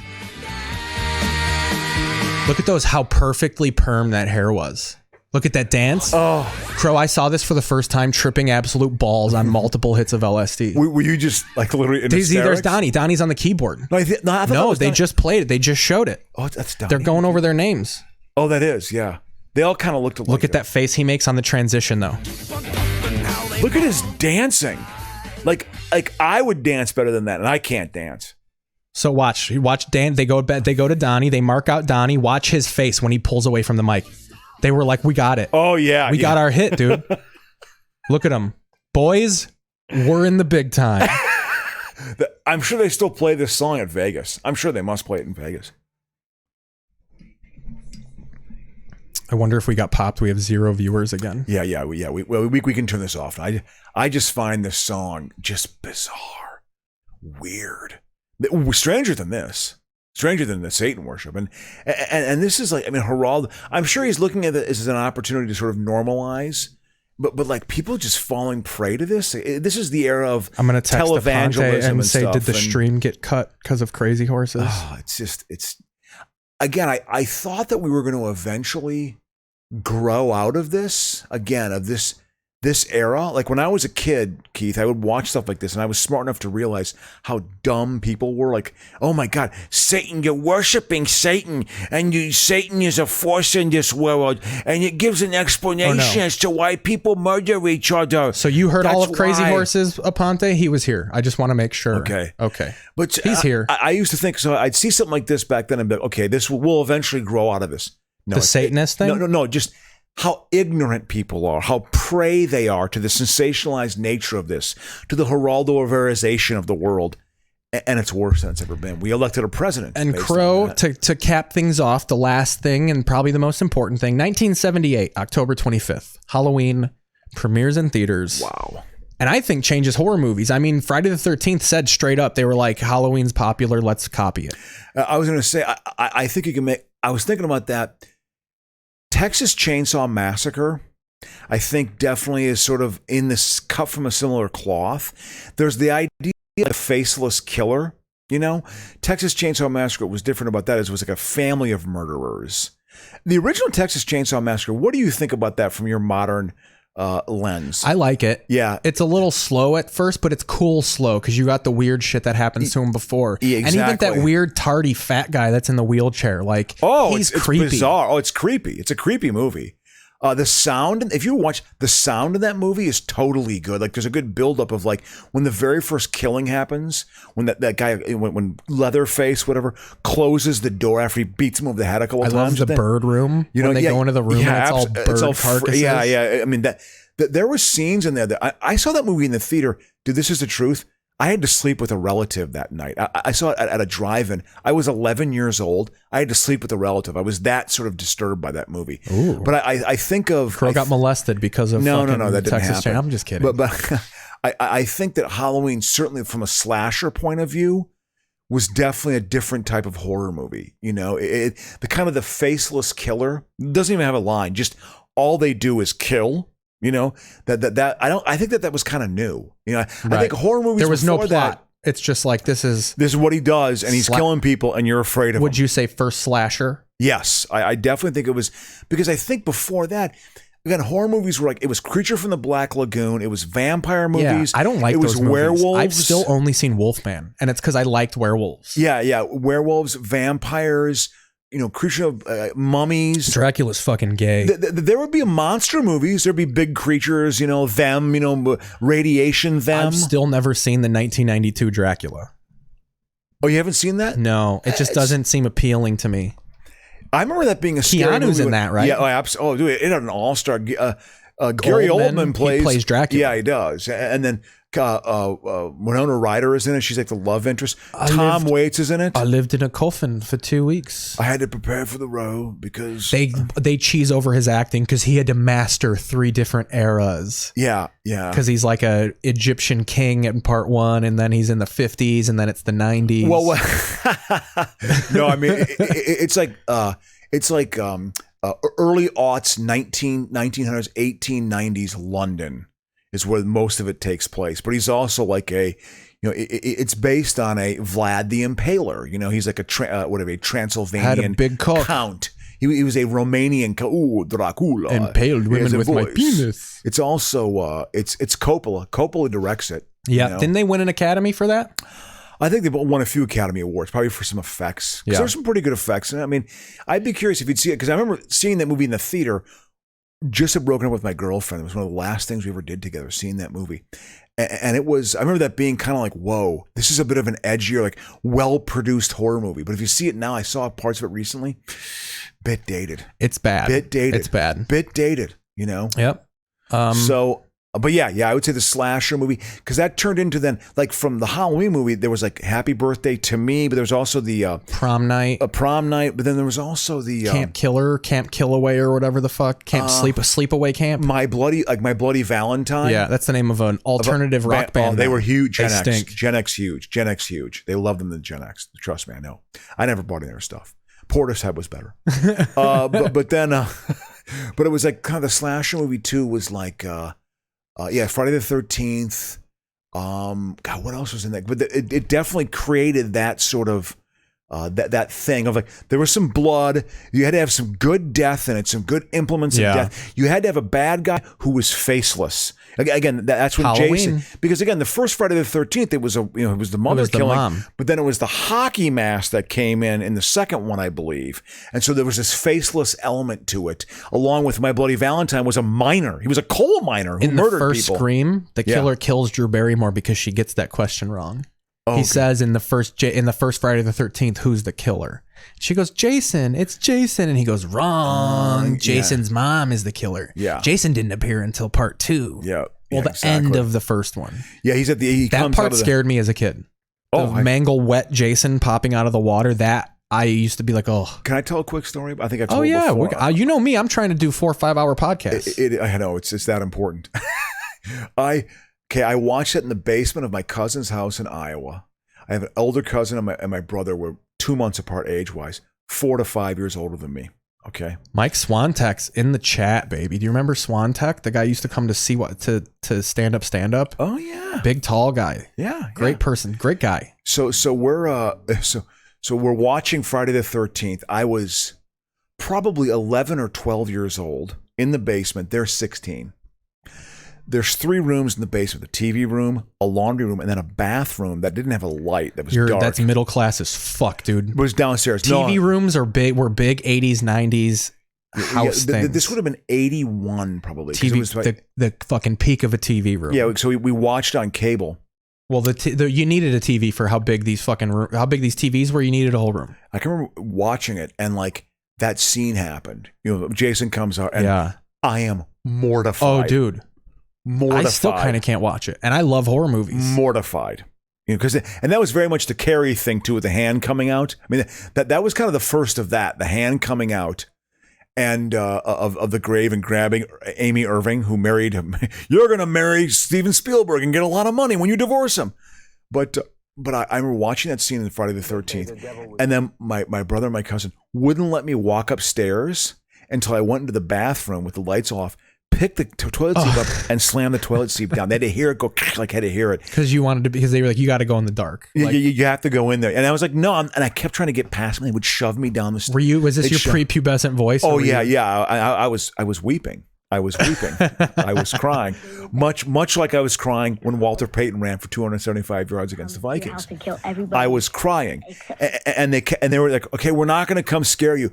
To prove we're not going to come scare you, we're going to read the paper out loud so you can hear our voices and you can walk in there. You got to pick up. And finally, I was like, they legitimately were like, we want you to conquer your fear. It was not a good thing, Keith. They were doing it to scare the shit out of me, and they laughed at me crying. Okay. That's why they did it. Look how scared he is. He's so scared. We're 16. We're just getting blowjobs for the first time. Oh my God, this little kid.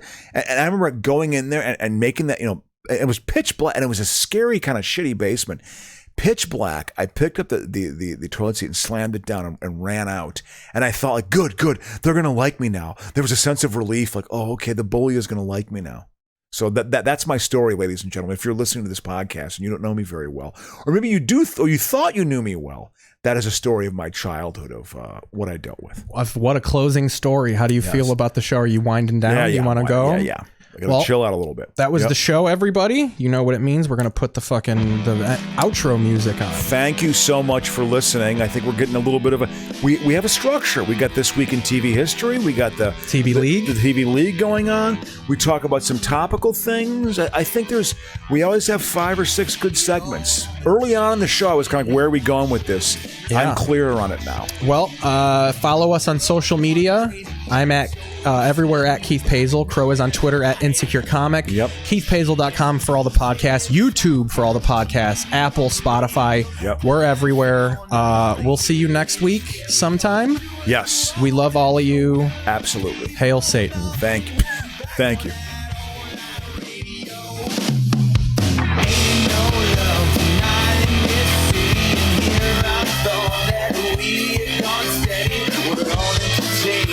Nothing ever changes. Ain't no love tonight in this city. And here I thought that we'd gone steady. We're all entertainers, nothing ever changes. All entertainers, nothing ever changes. Now, how can we announce we are off the air when we are off the air?